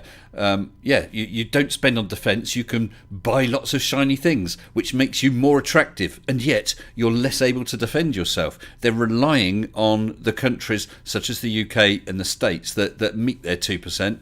To help fund it. They've got to put in funding, and I think, and I suspect, and I hope that they will now be able to argue the political point that, hey, we need to pay up. It's something that is needed. The Germans' tanks, apparently, I think they've only got 100 operational tanks. I think 2/3 of them are not operational because they have not been spending the money on them. Yeah, Germany is in rather a special situation for historical reasons, but they could still spend the 2% in other, even if it's not sort of so offensive, but as an offensive weaponry or whatever, but other means. Hey, just putting the money into NATO and let other countries spend it. Yeah, but this is all in the future. This is, it would take a year and a half, 2 years before that had any effect. We're talking about, something we've got to do in the next few days. Oh, Timo's made a good point. The suggested no-fly zone wouldn't work, since in order to make one, you'd need UN Security Council agreement, and of course Russia has a veto. What about that joke of I think it was the Americans put forward a censure of Russia, and Russia chairing NATO, chairing the UN right now, being a Security Council member, just vetoed it. Well, there's an article. You are allowed to defend yourself under Article whatever it is in the UN thing without an. And if they called, so for instance, if a country were to say to NATO, "Please come in and to help defend us," there's no problem there. If the Ukrainian government said, "Please, NATO, come in and defend us," there's no violation of anything there. Yeah, but so that doesn't require UN resolution. In other words, no. but like with was it with Iraq where there was a big no-fly zone? I can't remember which war it was. It was Iraq. Yeah. But that was all with the UN setting that up. Which is what Timo's talking about. You're quite right. Any country could say, hey, we're going in, we're going to help Ukraine, but then they're battling Russia as well. Well, we could do that today. We could do that today. Boris Johnson could say, right, we're going to send Ukrainians. It would not require a UN resolution if the Ukrainians said, please come in and help us. There's absolutely nothing in the UN's charter that stops other countries inviting other ones in to help them. So there's not an issue, whatever that. But of course, no country wants to take on Russia. That's the problem. I think Ukraine wants everybody to come and take on Russia. Yeah. So the problem is not. So the problem is not the UN. The problem is whether there's the political will to go and help the Ukrainians. The Ukrainians will have been asking all this time, more weapons, come and help us. I mean, you've got the president of. I was on the thing today saying, why are you just watching us? Why are you not coming in and helping us? But what the point Timo was making, Rumpus, is the idea of a no-fly zone. That's a UN type thing. No, it's not. No. Hold on. That would be a UN thing, but no, it wouldn't. Can I just make the point? It's a Ukrainian thing. It's the Ukrainians asking that they have control of their own airspace. It's not us imposing on Ukraine, which would require a UN resolution. There's some confusion here. But what I was trying to say is there is nothing to stop any country or countries actually enforcing that. But of course, then straight away they're involved against the Russians. That's the problem. The only way they could, or we could, or the Germans could, or whoever could enforce a no-fly zone, sort of legally, if you like, would be if the UN said, right, there's a no-fly zone. No! Oh, Jesus Christ. Look, let's go through this slowly.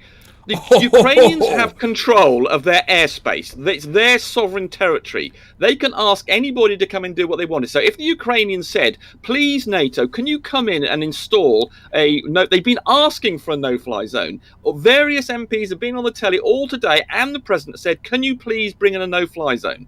So the sovereign owner of this country has asked for a no-fly zone from NATO. So there's absolutely no necessity for the UN to get involved for that to happen, except the fact that you have to find someone who will do it. Yes, but if NATO, or let's say just some group of countries go to enforce that, then they are at war with Russia. That's the problem. Yes, so the problem is, so what I would say, but there's a different way. If let's just say, for the sake of argument, the UN and Russia didn't veto it, which wouldn't happen, but if the UN said there's a no-fly zone, then those countries aren't at war with Russia. They're enforcing a UN resolution. That's something different. War with Russia. Of course, they would be at war with Russia. Well, they'd be fighting, but it wouldn't technically be. That's called a war. Well, perhaps we better move on.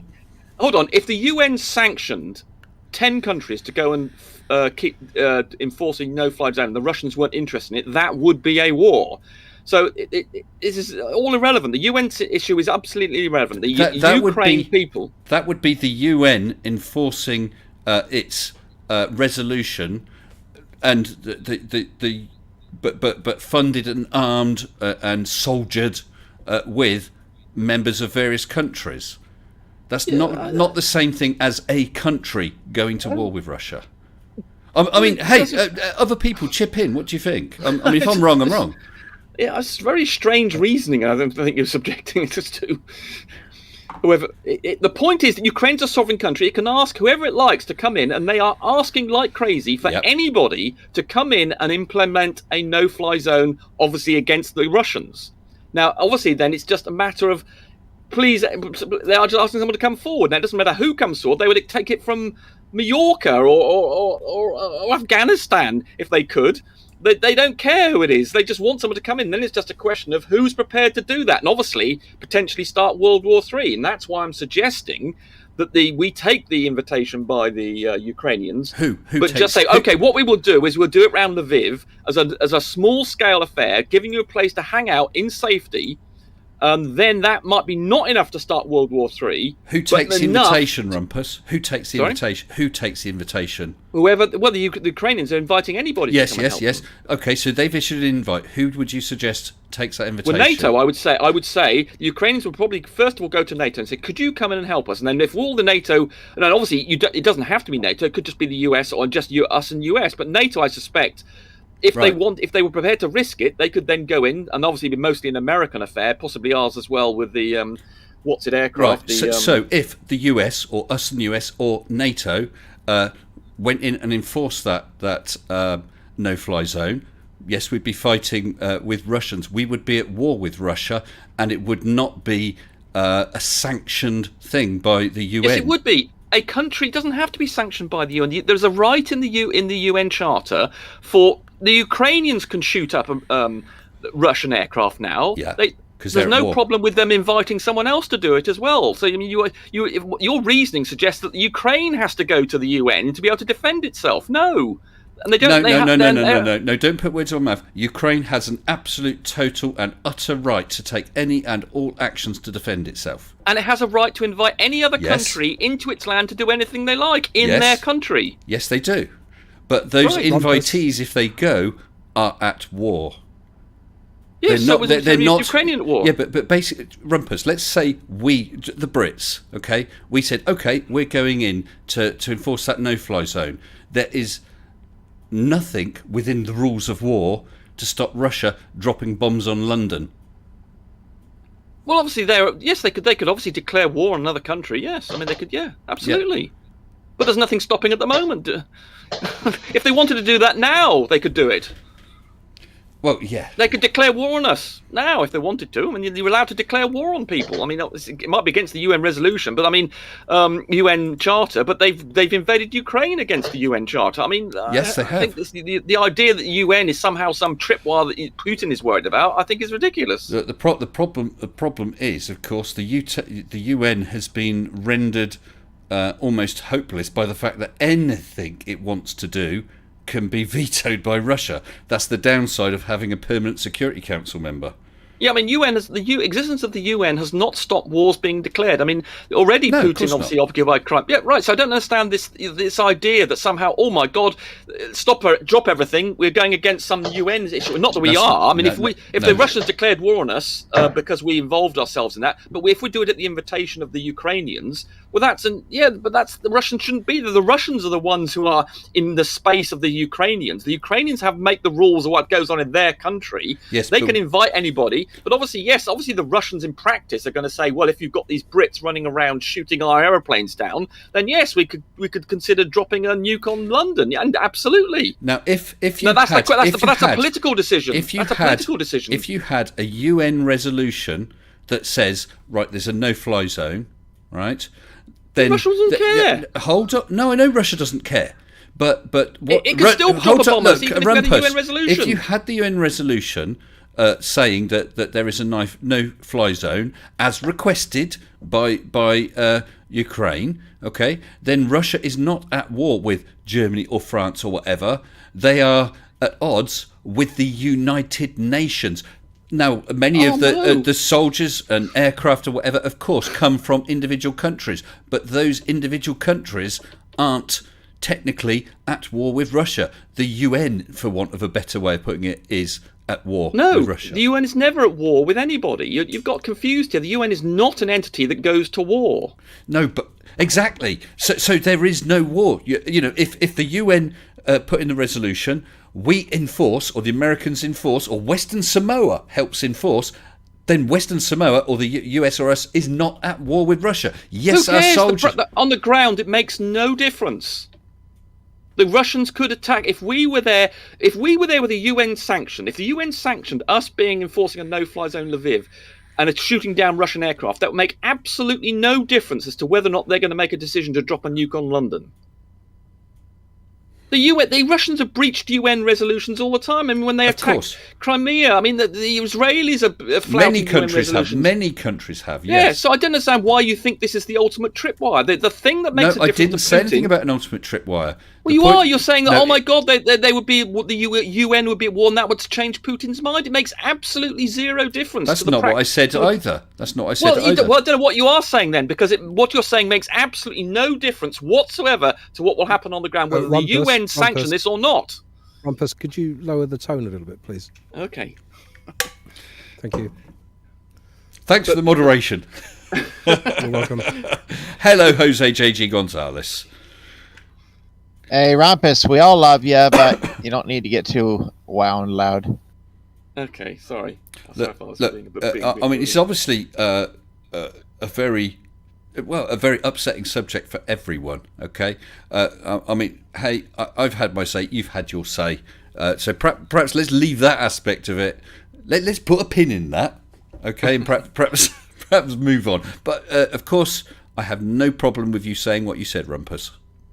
Really good. I don't have any problem with what you were saying, but I think you're a bit politically naive, I'm afraid. Maybe. Hey, there we go. So, being told off. No, I'm not telling you off. No, not you. Sorry, someone in the chat was telling me off. It's not about me. And yeah, okay, I don't want to monopolise this. Sorry.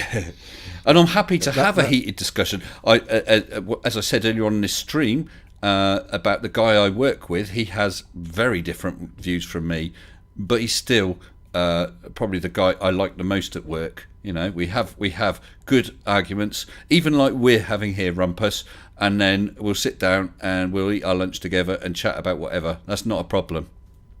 I'm not going to say, oh, he disagreed with me, I hate him now. Not at all. Yeah. Mr. S. Hello.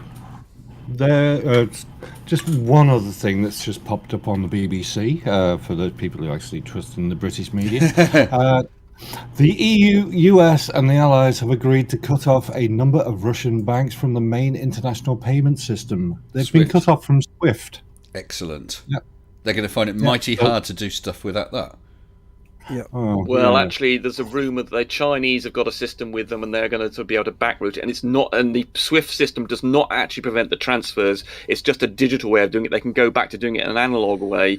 And actually, more important is the refusal to work with Russian banks. And as I say, they've also got a potential agreement with the Chinese to route stuff through them anyway. So unfortunately, this SWIFT thing is not quite as effective as has been touted, I'm afraid. Any inconvenience we can impose is a benefit. Absolutely. I agree with that, yeah. Make it as difficult as, try your best, yeah. Yeah, this woman I was talking about who was on the radio was just saying, oh, well, sanctions aren't going to stop him. Well, no, maybe not, but what do you suggest we do? Nothing. We've got three choices. We do nothing, we do sanctions of one level or another, or we go in. I mean, that's it really, isn't it? And right now, going in doesn't seem to be an option. Doing nothing can't be an option. The SWIFT thing, though, has an effect, isn't that? Might not affect the big guys. Well, they're doing just little transactions. Big guy Russians, you mean? Yeah, like as in the leaders, it ain't going to be matter with them. But to the normal people that would be at the level we would be at, it's going to affect them, and that will put a bug in their ear as well. So it does have an effect. But yeah, they're seeing their life savings being wiped out right now. Right. And you don't want to see the ordinary Russians harmed, but no. What choice do we have? Yeah, they're going to suffer. Yeah. So are we, of course. I mean, if our gas prices go through the roof, we've got to accept that there's going to be some pain on our side if we're going to impose some pain on the Russians. Absolutely. Well, I for one do. Putin's timing is. I accept the financial cost that will fall on me. I'm happy to accept that. Yeah, I don't want to save a few quid. I don't want to save a few quid, leave the Russians happy, and Ukrainians suffering. I appreciate as well, though, of course, for many people, they're not in as secure a financial position, perhaps, as myself, and it's really going to hurt them hard. But then I also heard about the mega profits that oil companies in the UK, and no doubt around the world, but the mega profits oil companies in the UK are making, those need to be taxed because they're excess profits due to the stupid prices right now. so that can be put to something more useful. Hey, use it to fund weapons going to Ukraine. There you go. Get them better guns. guns. Anti-aircraft rockets and stuff. I had a thought earlier when What they use. the Rumpus was talking about most of the Ukrainian Air Force having been destroyed. I was at RIAT, the Royal International Air Tattoo, just before the whole pandemic thing started. And there were actually Ukrainian MiG-29s there, and I was just wondering if those are some of the planes that have been destroyed. Yeah. It's a horrible thought. Yeah, I'm out. Yeah, right. Yeah. They were really cool guys. They were sort of hanging around their planes, smoking and stuff. It was quite funny. I mean, someone. Sorry, what's the name? Sorry, it just scrolled off the top.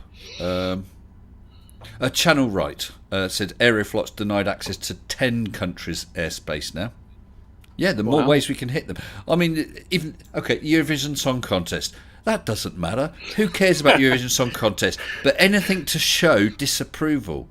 Anything that hurts in the slightest. I think Russian the Eurovision Song cargo Contest. ship detained by the French in the Channel earlier today.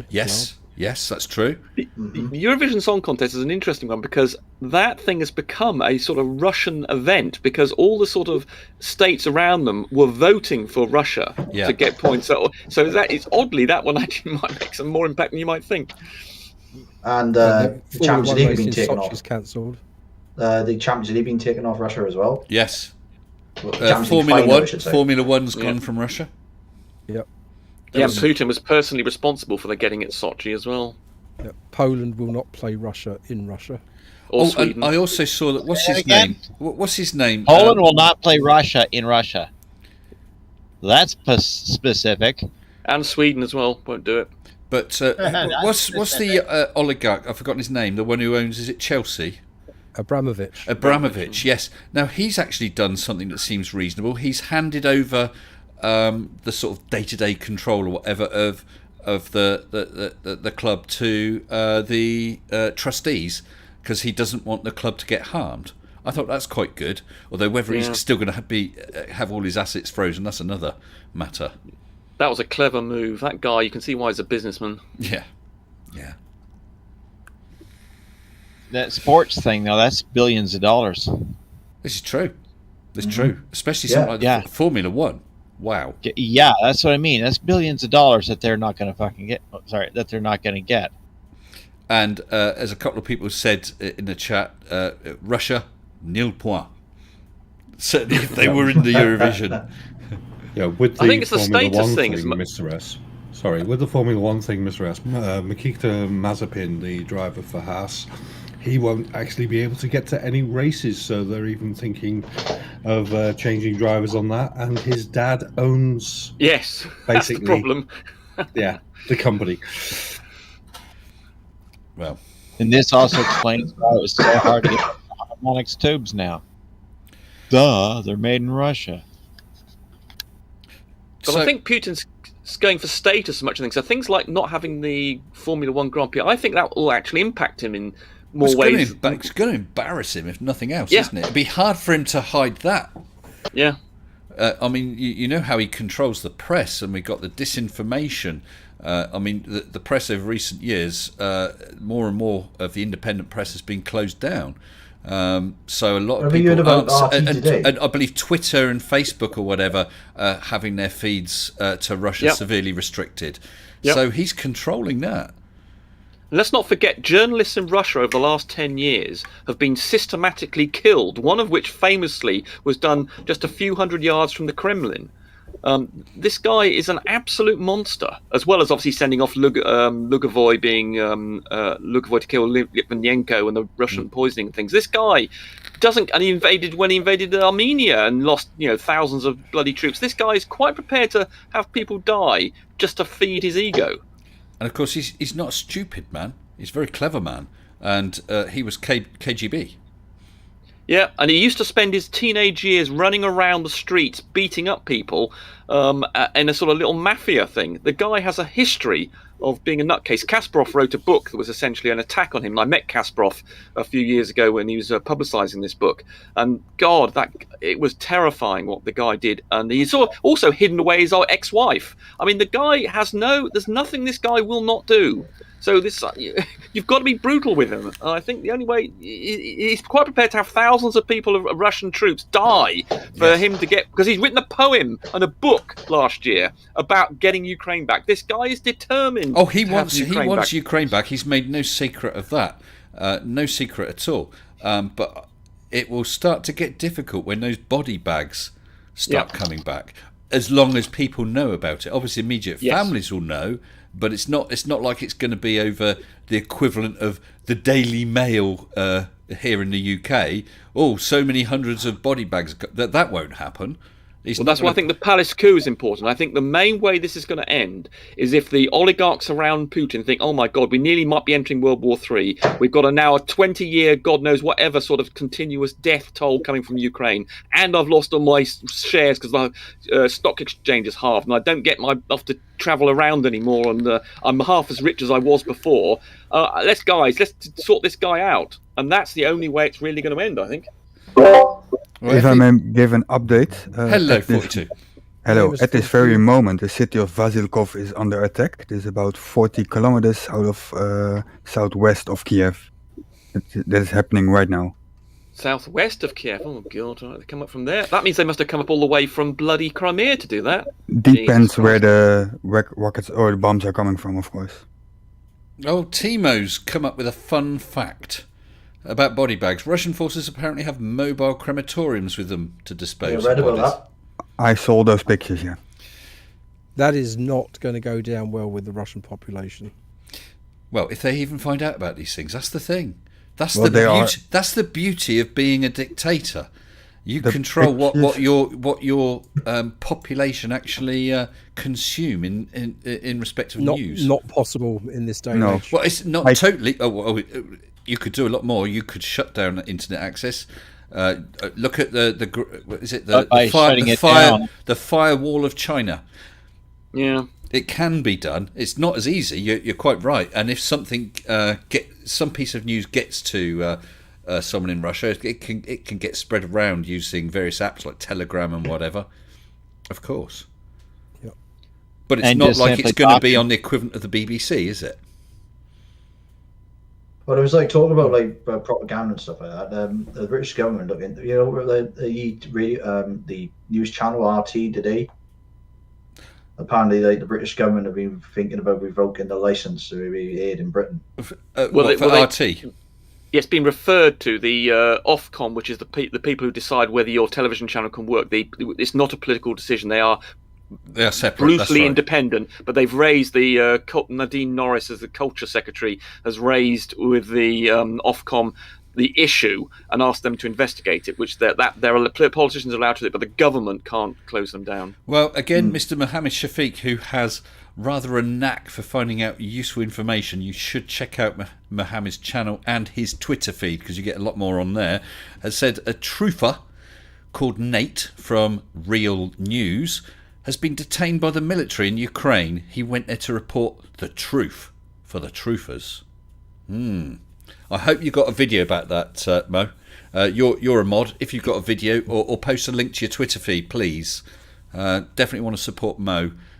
He comes up with some really interesting stuff ahead of the newspapers, who then quote Mohammed Shafiq. Mr. S just dropped another picture for you in Discord. I want to check it out. Oh yes, I saw that one. Yes, hopefully I could get this more set up now. Yeah, let's try that. How much of the Ukraine does Russia control? There we go. He's taking little nibbles left, right. He's taking little nibbles left, right, and centre, isn't he? But of course, the whole excuse about the Donetsk and whatever the other region was that he Luhansk regions he was going to provide peacekeeping for. So why the hell are you sending cruise missiles all across Ukraine? Why the hell are you bombing Kiev? Why the hell are you landing soldiers and driving tanks in from all directions? That's nothing to do with Donetsk and Luhansk.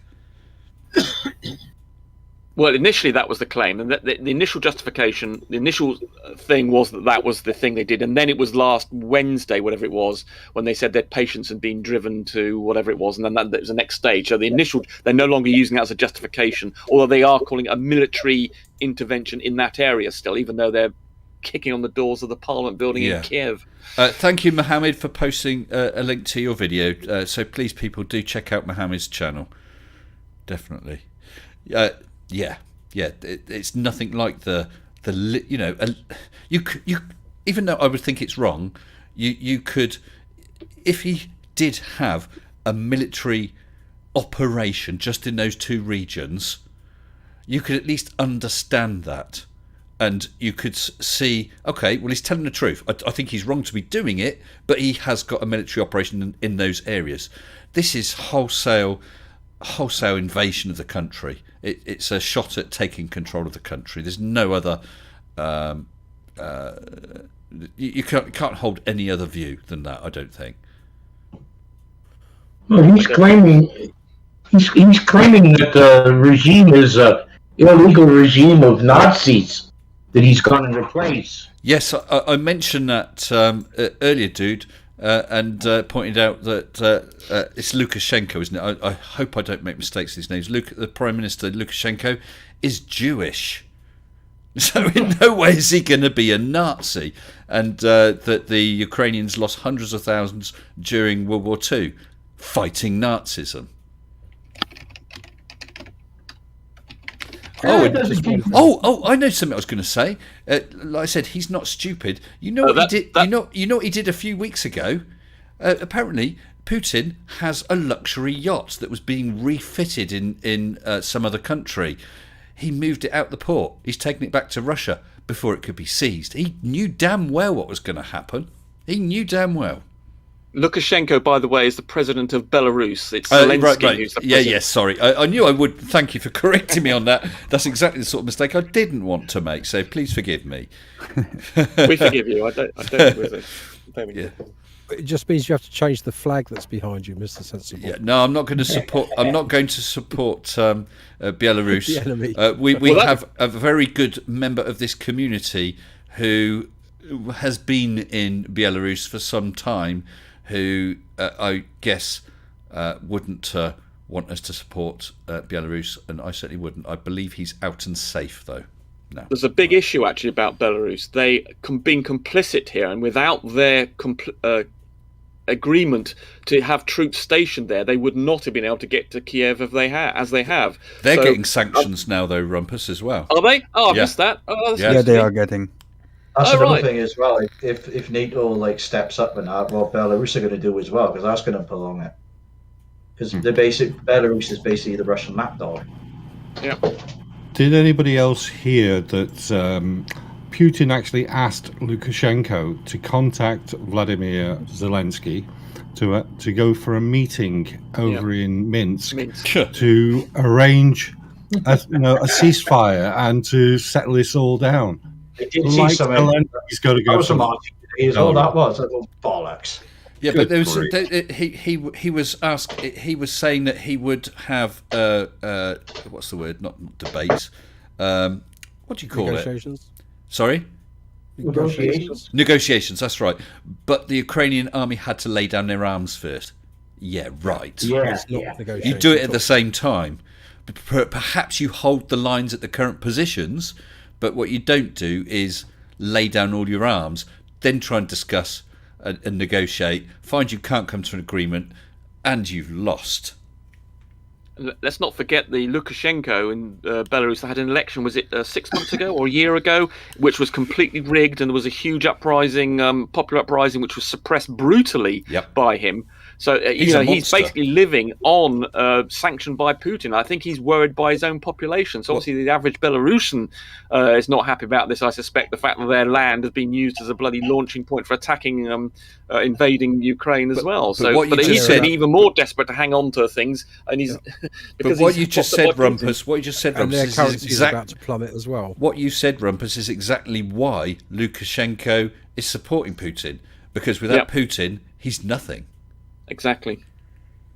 Well, that's the same thing as the oligarchs that surround Putin. he's put a lot of them into power. Yep. They're more dependent on him than the other way around. So the idea that if you make them upset, there'll be a palace coup, I think is not.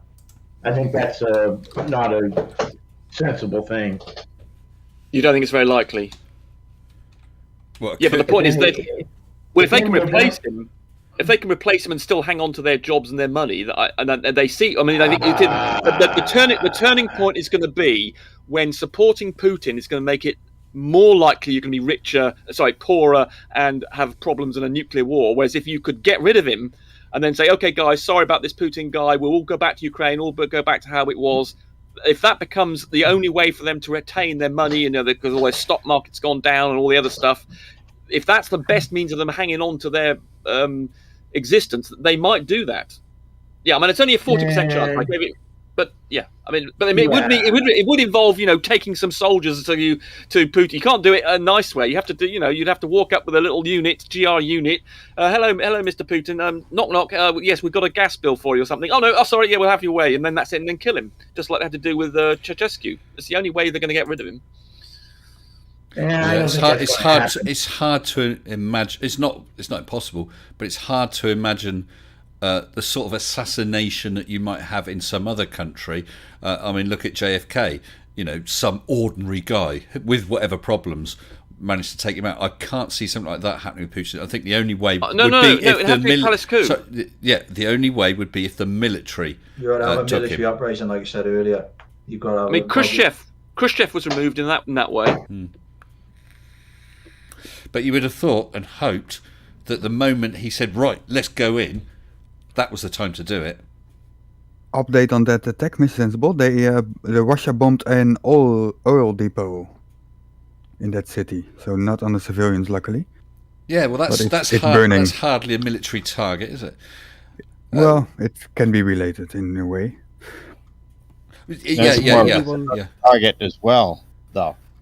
I'm a bit puzzled. Someone's Turbo Salt says that PJC Net is basically calling me a BBC shill. Yeah, well, he did it. He does that on MC Toon. Oh right. Well, PJC Net, you don't have to just agree with the BBC. Go and look at free press anywhere else. Okay. What you're not going to get is free press in Russia. Okay. I sent a link in general chat.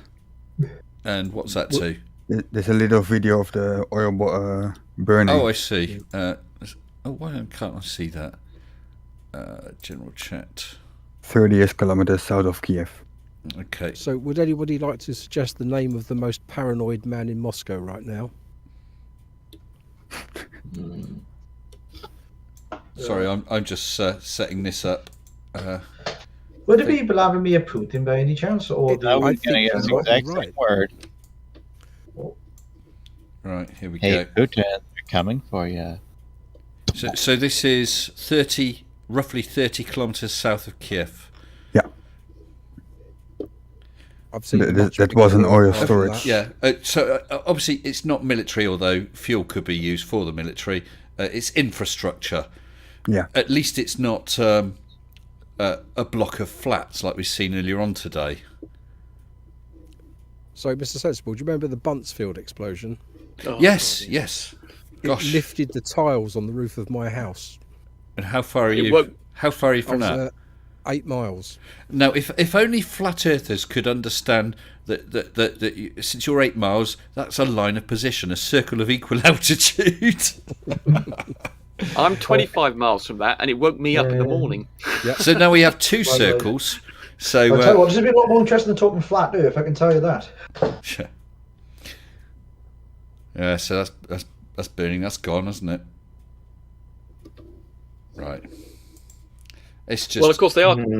If they carry on targeting infrastructure like energy, electricity generation, that's the way they're obviously going to try and demoralize everybody so that they're going to cow. And obviously shooting up power stations and things is exactly what I would have thought they'd do. I mean, if I was wanting to do what Putin was at Putin's mindset, I'd be bloody demolishing all the infrastructure that I could get away with that I wanted to hang on to just to bring everything to a stop. If you've got no power, you bring the whole of the bloody country to a stop. That's true, but the more he does stuff like that, the thinner the tissue of lies is that he's laid over it, and the more people can see he's lying. It's not peacekeeping in those two regions. Yeah, but I don't think there's anybody, even the Russian population, think that this is what it is. I think that's in his head. Perhaps he's still doing that, but I don't think in practical terms that is going to. I mean, I suppose you're right. In his head, he might want to use that reasoning, but obviously in practice, we can all see it. Even the Ruskies, except for this PJ Net guy who seems to be having a go at you.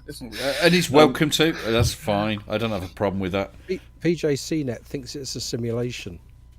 Do you think? Oh my God. Oh, do you know? I have heard of people thinking that this is untrue. It's all fake news.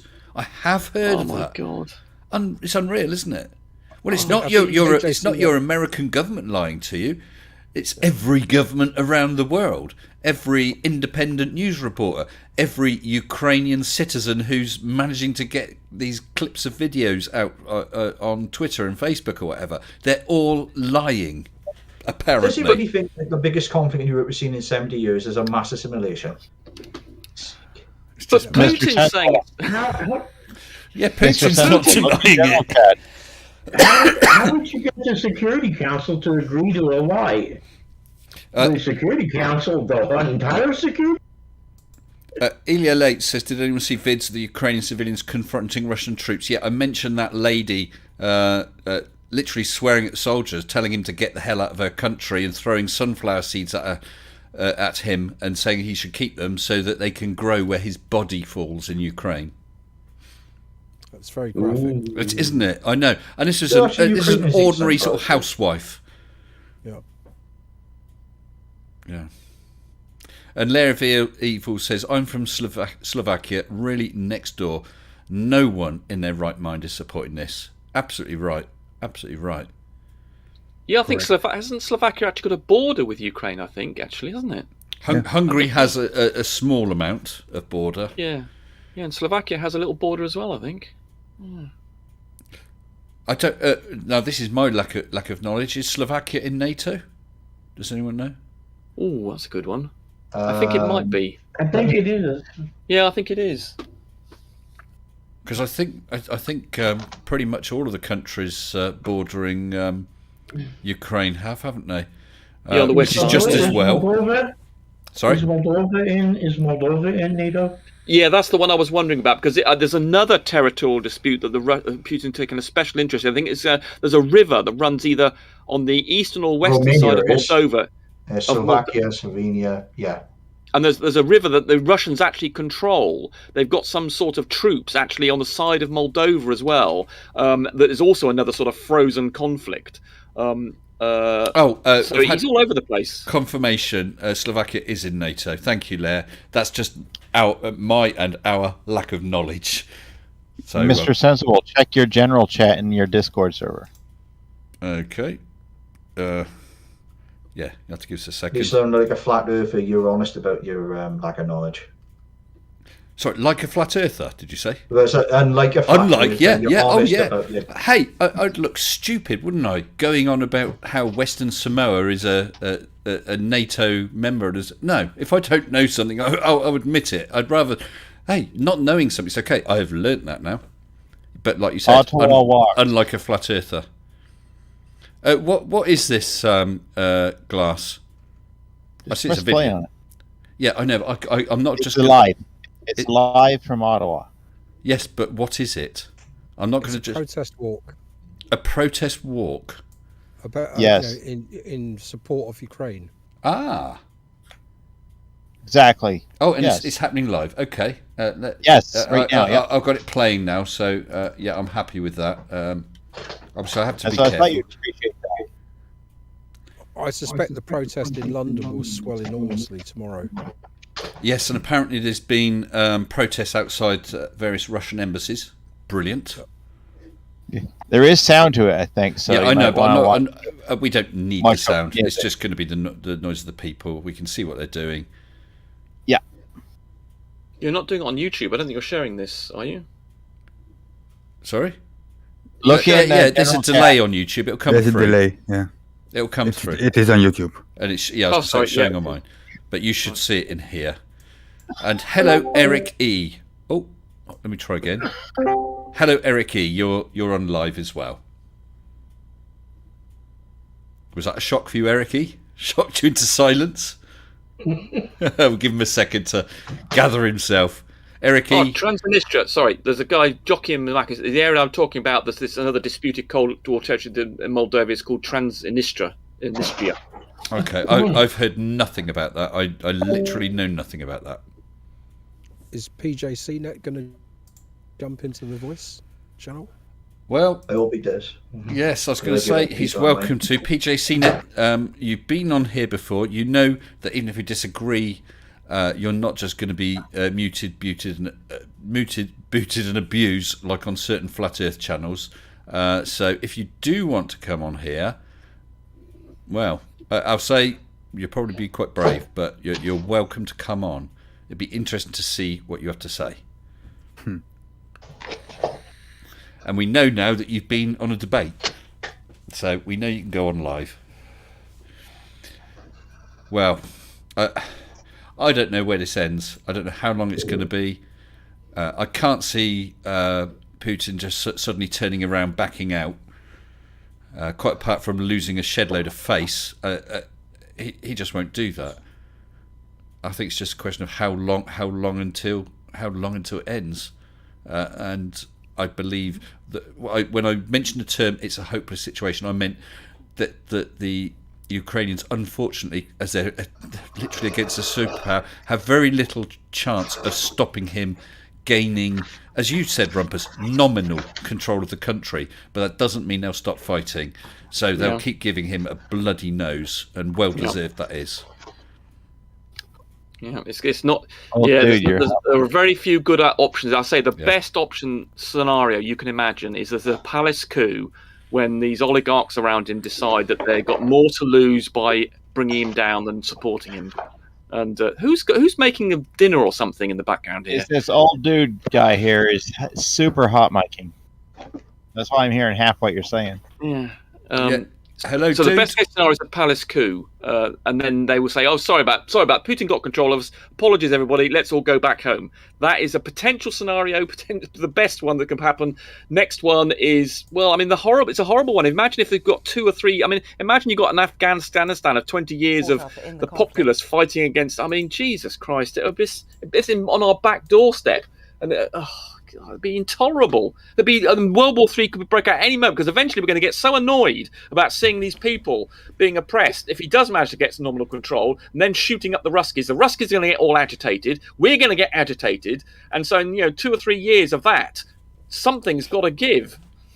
This is likely to be accidental, because we're going to beef up the levels of NATO defences, of course. If Russia's piling in more, then it just increases the chance of something going wrong. I don't mean that what he's doing isn't wrong, but I mean something that he isn't planning. Accidentally. Could it be a possibility? I'm sorry to wonder. Could it be a possibility one of the NATO nations going rogue and actually just taking it to Russia? I know it sounds a stupid thing, but it could possibly happen. I mean, just for the sake of argument, say one of the countries did, they're sort of attacking Russia. That would be their choice. That wouldn't be NATO. NATO is defensive. If Russia attacked one NATO country, then we're all in it. But if one country decides to pile into Russia, let's say UK decides to pile into Russia, that doesn't commit. That doesn't commit the other NATO. It does if they attack us. If we attack them, they attack us back. Then that would be Article 5 job. Yeah. I don't think so. If let's say UK decided to start dropping bombs on Russia, and then Russia decides to drop bombs back on UK, Russia would be defending themselves. Nonetheless, whatever the cause of the attack, the Article 5 is if we are attacked, we are treated as one. Well, that would then mean... Are they really attacked? Yeah, I'm not so sure about that, Rumpus. You're quite right. If Russia, if an enemy attacks a NATO country, then all NATO is supposed to band together to fight back. But if one NATO country decides to attack some third party, which then strikes back. I don't see how that could commit NATO. Otherwise, I don't think it cares who starts it. Otherwise, that would mean that any NATO country has the ability to cause something to cause all of NATO to be involved. I think it's just assumed that to become a NATO country, we presume that you're not that stupid. You would hope not. Now, You'd hope not. the Falklands War did not pull in any other of NATO, even though Argentina was attacking British ships. Yes. Yeah. Actually, that's interesting, isn't it? Yeah, because that was a direct attack on a NATO country. I think we have you. I think the country that's attacked has the right to invoke it. So I think as we didn't invoke it, it wasn't needed. It didn't happen. But we did receive intelligence on that from the US, didn't we? I'm just saying it's not an automatic thing. Yeah. That'll be interesting. I don't know how long Article 5 is. I'm looking at it now. No, you're not going to read it, are you? Of course we are. Well, it depends, doesn't it? I mean, if it was where we've got the what was it about Antarctica, the Antarctic Treaty? That's only sort of 4 pages. Apparently, it was invoked, but in the September the 11th attack, actually, it was invoked then. Here we go. The US actually invoked it and said, "I've been attacked," and then so it was actually a NATO response. Yeah. So yes, in other words, I don't think it matters whether you start it. The Article 5 is about whether or not you are attacked. It's irrelevant how that came to be. Obviously, but obviously the other countries might try desperately to find some wiggle room out of it if you've initiated conflict. Well, I've got the article here. Hold on. There we go. The parties agree that an armed attack against one or more of them in Europe or North America shall be considered attack against them all, and consequently agree that if such an armed attack occurs, each of them, in exercise of the right of individual and collective self-defence recognised by Article 51 UN, will assist the party or parties so attacked by taking forthwith, individually and in concert with the other parties, such action as it deems necessary, including use of armed force to restore and maintain the security of the North Atlantic area. Any such armed attack and all measures taken as a result thereof shall immediately be reported to the Security Council. Such measures shall be terminated when the Security Council has taken the measures necessary to restore and maintain international peace and security.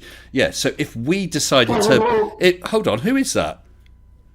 Sorry. I'm sorry. Well, if we decided to bomb Russia individually and Russia decided to respond... That's not Russia attacking us. That's us attacking Russia and Russia responding. However, if Ukraine had been a NATO member, they were attacked. They didn't attack Russia. That would have drawn us all in. It's if the attack is in Europe or North America. It actually says that. So in the Falklands, it wasn't there. That's true. Yeah. That's why they don't come to Afghanistan with us. That's not in Europe. Afghanistan? When we fought in Afghanistan, that didn't invoke NATO. It couldn't have because it wasn't in Europe. When who attacked who in Afghanistan? When the US was fighting. Yeah, but that doesn't mean if Britain says, or the US says, hey, I want to attack country X, come on NATO, you've got to come with me. That's not how it works. I'm just saying it has to be in Europe or North America, the attack on the NATO power. Country. No, I don't agree with you. It doesn't matter. The attack doesn't matter whether you start attack first. You are attacked.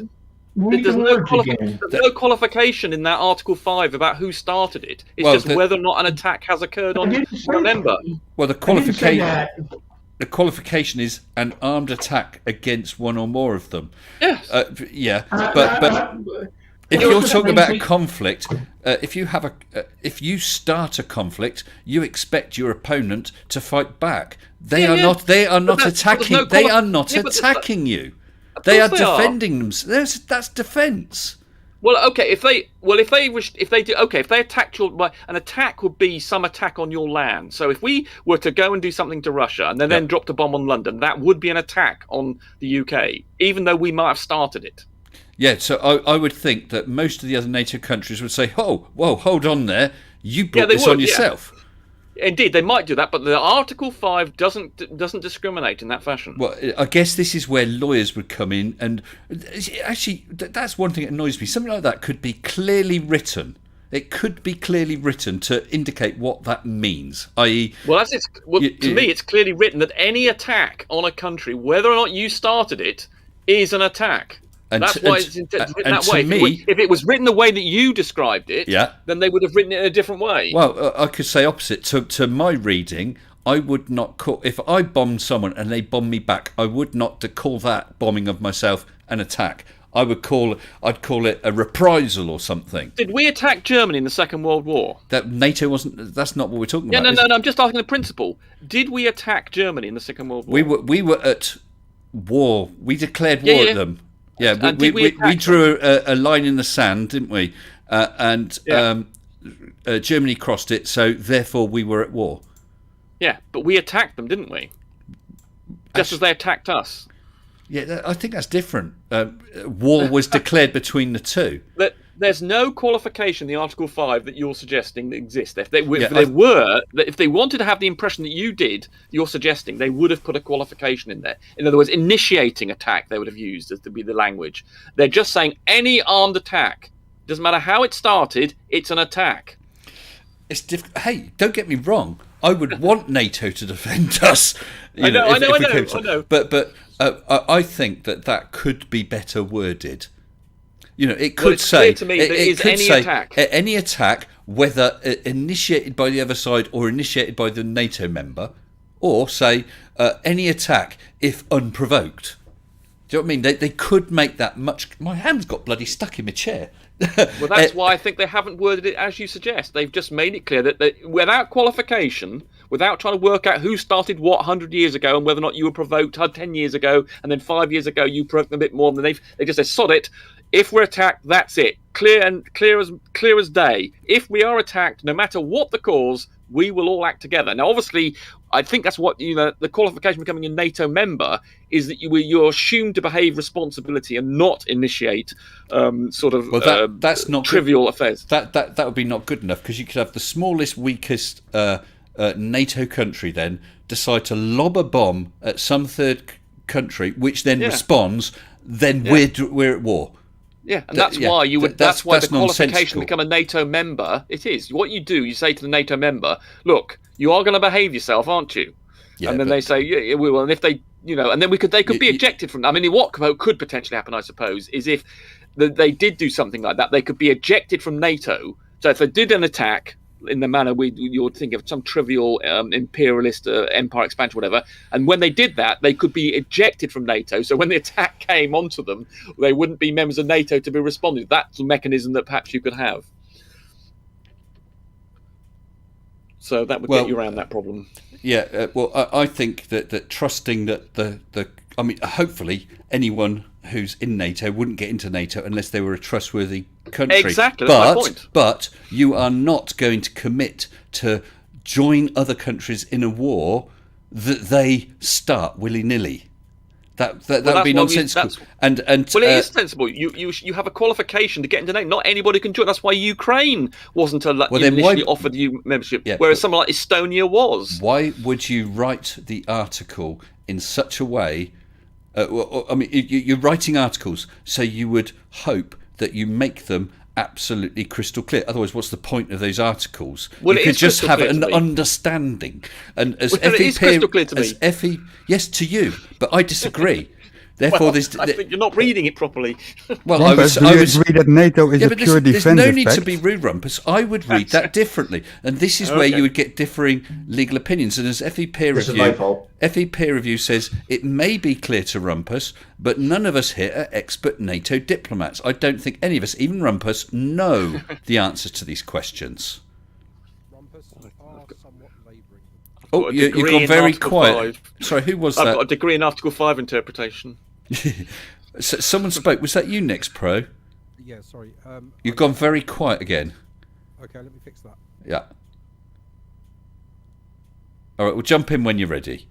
Yeah, but if I may, in between then, NATO is a purely defensive pact. So if one of the NATO members attacks, that is not defensive anymore, even if they retaliate. That was and my. that is where the interpretation is already set. Yeah, that's It's a my defensive reading. pact. That's my reading of it too. 42, because Yeah. but also it would mean every NATO country would be committed to a war that a rogue, for want of a better word, a rogue NATO country decides to start. Yeah, We that's not what we agreed to. We agreed to defence. exactly. Yeah. Well, NATO. Yeah, of course, I was Rumpus. I was just Go going to ahead, suggest that perhaps you are labouring the point somewhat, and we should move on from it. Okay, well, last point to make regarding Serbia and the Balkan attack. Actually, NATO initiated an attack on Serbia, and it was not a defensive exercise.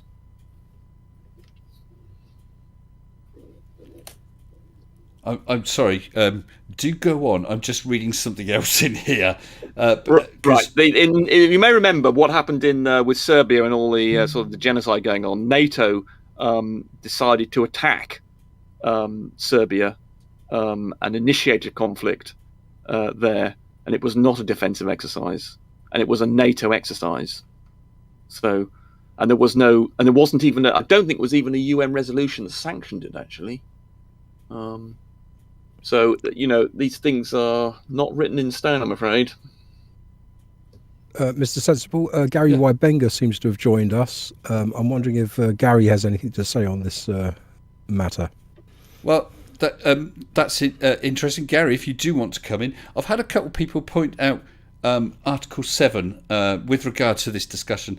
Article 7, I'll read it. This treaty does not affect and shall not be interpreted as affecting in any way the rights and obligations under the Charter of the Parties, which are members of the United Nations, or the primary responsibility of the Security Council for the maintenance of international peace and security. I'll have to be honest and say I don't quite see how that pertains to the disagreement Rumpus and I were just having. But with regard to territories, we said, was it North America or Europe? Article 6 mentions the territory of parties in Europe, North America, on the Algerian departments of France, on the territory of Turkey, or on the islands under the jurisdiction of any of the parties in the North Atlantic area north of the Tropic of Cancer, on the forces, vessels and aircraft of any of the parties when in or over these territories, or any other in Europe, in which occupation forces of any of the parties were stationed on the date when the treaty was entered into force, or the Mediterranean Sea, or the North Atlantic area north of Tropic of Cancer. So it's actually this would also count for why the Falklands didn't count. Yes. Yeah. But it is interesting. Yep, that's right. And no Gary Wybenga. Timo says UN chart gives right to self-defence, so if you attack someone and they shoot back, you can't use Article 5. Actually, that's a good point, yeah, because yes, we all have the right to defence. So in our example, if we chucked a bomb at some third country, they are allowed to defend. Therefore, that is a defence. So it's not an attack on us. That probably gets us around that rumpus. Yeah, but it doesn't. There's a difference between them defending themselves and then coming and dropping a bomb on London. So they could defend themselves. In other words, they could resist us dropping bombs on them. The question is whether they then come over and drop a bomb on London. Hold on. Then that would be an attack. If you're the country of rumpus and I'm the country of sensible, and you start firing missiles from rumpus to sensible, I can bomb your missile launchers, which are in rumpus. Yeah. That's but defence. that would still be an attack on rumpus, I'm afraid. No. And then I could invoke Article 5. No. But I'm allowed to defend myself. Who's saying no? Where are you getting that from? That was 42. But rumpus. What how can I? If you're firing rumpus missiles at me, what can I use? An umbrella? No. I can lob a bomb to knock out your rumpus launcher. Do you seriously say that a retaliation is equal to an attack? I cannot agree with that. Well, it's an attack on my land, yes. If it is a retaliation. Exactly, that's still an attack. Or defence. No. It can be a defensive move. That still comes under the umbrella of being attacked. Now, whether it's a response to something else, it's still an attack on my land. It's still killing my people. I know that if I'm launching an attack on Rumpus, I'm going straight for the microphone. Meanie. Yeah, watch it. I've got the ultimate. I've got my finger on the mute button. I wish dear. you'd let me have that ability. Sorry? I wish you'd give me that ability. That's Mr. all right. I Sensible. can mute you as well, Glass. Oh, don't be so mean to whoever Oh, this glass man. feller is. I've got his blood up, you see. I'm Listen, sure who this glass feller is. You know? listen. We have had some healthy disagreements here, and that's absolutely fine. I'll repeat again. I have zero problem with it, and I'm happy to have anyone call me out on something or disagree with me Hey, on these are not something. dumpster fires. Yeah. Well, I mean, it got a bit excitable, but that's fine. There was no nastiness. We were just disagreeing over a couple of things, and I don't have a problem with that because leaving all that aside, I think we can all agree that the Ukraine is in a dreadful position, needs all the possible support that we can give them. And remember, Slavi Ukraini. Not on Thursdays, mate. Okay, well, that's their national slogan. Oh, is it? And what does it mean? I think it means glory to the Ukraine, I think, something like that. So Good stuff. Say it again. it's Slavi Ukraini. Slavi Ukraini. I hope it means what you said, and it doesn't mean my hovercraft is full of eels. It sounds pretty alright what he translated. Okay. He's Well, still correct. we're just we're 6 minutes to midnight. I stop at midnight. Okay, guys. I was going to say I have enjoyed this stream. I have in one way, but likewise, it's very, very sad that I've done a stream like this. I'm sure you understand what I'm saying. I've enjoyed the discussion. Yeah. Mr. Sensible, I really feel the vast majority of the civilized world is against Putin, and so we've all got to stick together. That's all we can do. Yeah, I agree. Well, let's go from the bottom upwards. So, Rumpus, do you have any final words to say? Yeah, I was trying to list out some various possible scenarios to this. The best one, as I say, being a palace coup, when the Ruskies are faced with all this international condemnation, and the oligarchs losing their money, and realizing that the best future, the prospects they've got, is to get rid of Putin. But that's, as I say, that's only a 40%, 30% chance of that. Next best, I think, is we've got to stop them somehow. I think they will occupy all of Ukraine. They are going to do it. They can beat the Ukrainians into mulch if they choose to do so. The next best scenario is suggesting putting the maximum resistance without starting World War III is some sort of air cover over Lviv, rather than trying to confront, hopefully, where there are no Rusky troops at the moment. And then that would basically make the occupation of Ukraine either very difficult or an add to it. Otherwise, we're looking forward to years and years of guerrilla action, and whatever. And what's the next worst? No, worst case scenario, I suppose, is World War III. If my little gamble there doesn't work, World War III. Let's certainly hope not. Listen, yes, we disagreed, but you're still welcome to the channel, of course, Rumpus. Okay. Next, some old dude. Any sort of final words or comments? No, I'm just really sad that, being a citizen of the most powerful nation on earth, we can't really do much of anything. I'm tired of the fear of everything blowing up, stopping people from using their power to do good, but I don't know. I don't have any solution for this. Yeah. Other than to pray that Putin changes his mind somehow, or something changes his mind for him. Let's hope so. Thank you. Next pro. Well, always look on the globe side of life, as you said earlier in your epic song. But no, we just stand shoulder to shoulder with our Ukrainian counterparts, and I'm not a person who prays, but I wish them the best of fortune, and hopefully something that will happen to stop the Russians going through with their plan, and peace is restored. Thank you. 42. Hey. There's not much I can say right now. The things that I am concerned with is for the Russian people, not the power. Yeah. They are being cut off. They are also victims. Compared to Ukraine people, of course, very little right now. Let's be very honest. But I do fear for the future. After the announcement today that they were cut off from SWIFT, I did send some friends and family some money over there. Yes, well, the ordinary Russian people, it's not their fault, is it? Thank Absolutely you. not. Thank you, 42. Colon, if you're still in here or you're just sitting there quietly. I'm still hanging around. Hello. It's a quiet night at the moment for other reasons. Yeah. So any final thoughts?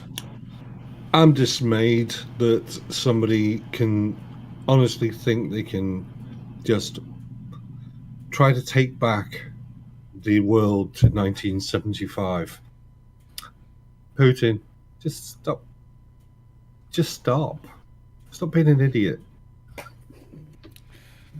And I don't know if anyone saw, there's a picture of Putin going around, certainly on Twitter, one of those pictures that looks like an ASCII picture, except when you zoom in, it's all dick pics. And Captain Welshie, do you have any final? That's a cool one. Well, I got to see that.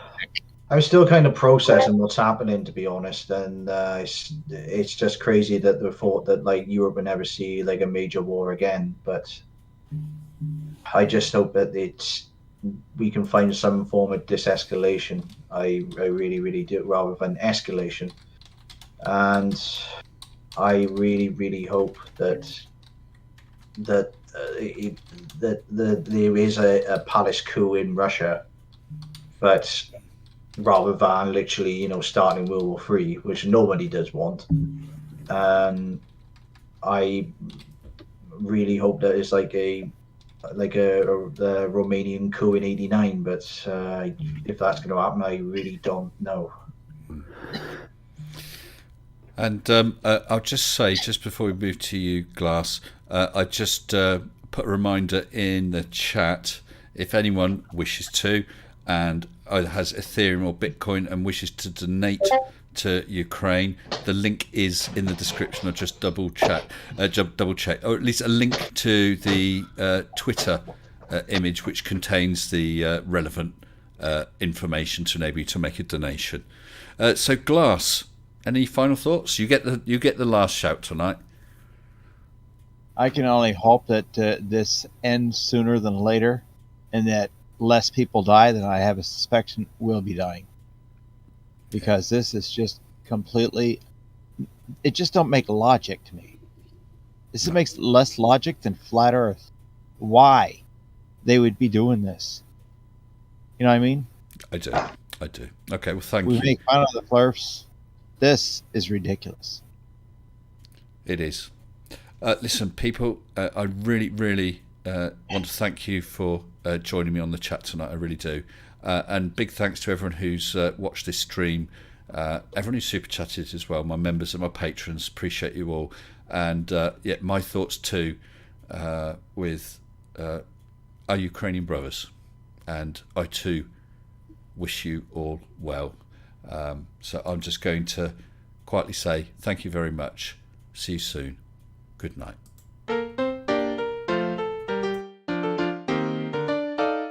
Mr. Sensible, bring me some cheese, and get me only the best if you please. Here are some flowers, let me display them. Name it to one or you have gone or slay them. Mr. Sensible, you are a man. Every subscriber is a faithful fan. Bring your logic and your cheese. Mr. Sensible, help us out, please. Mr. Sensible, I needed proof of gravity, so I jump off the roof. It's hard enough, let me go further. Why was I ever such a darn flat earther, Mr. Sensible? I'm such a clown. I am the laughing stock of the town. Bring your logic and your cheese. Mr. Sensible, help me out, please. Mr. Sensible, bring me a sphere to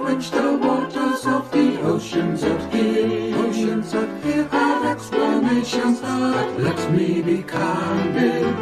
So clear that all the fluffers understand it, Mr. Sensible.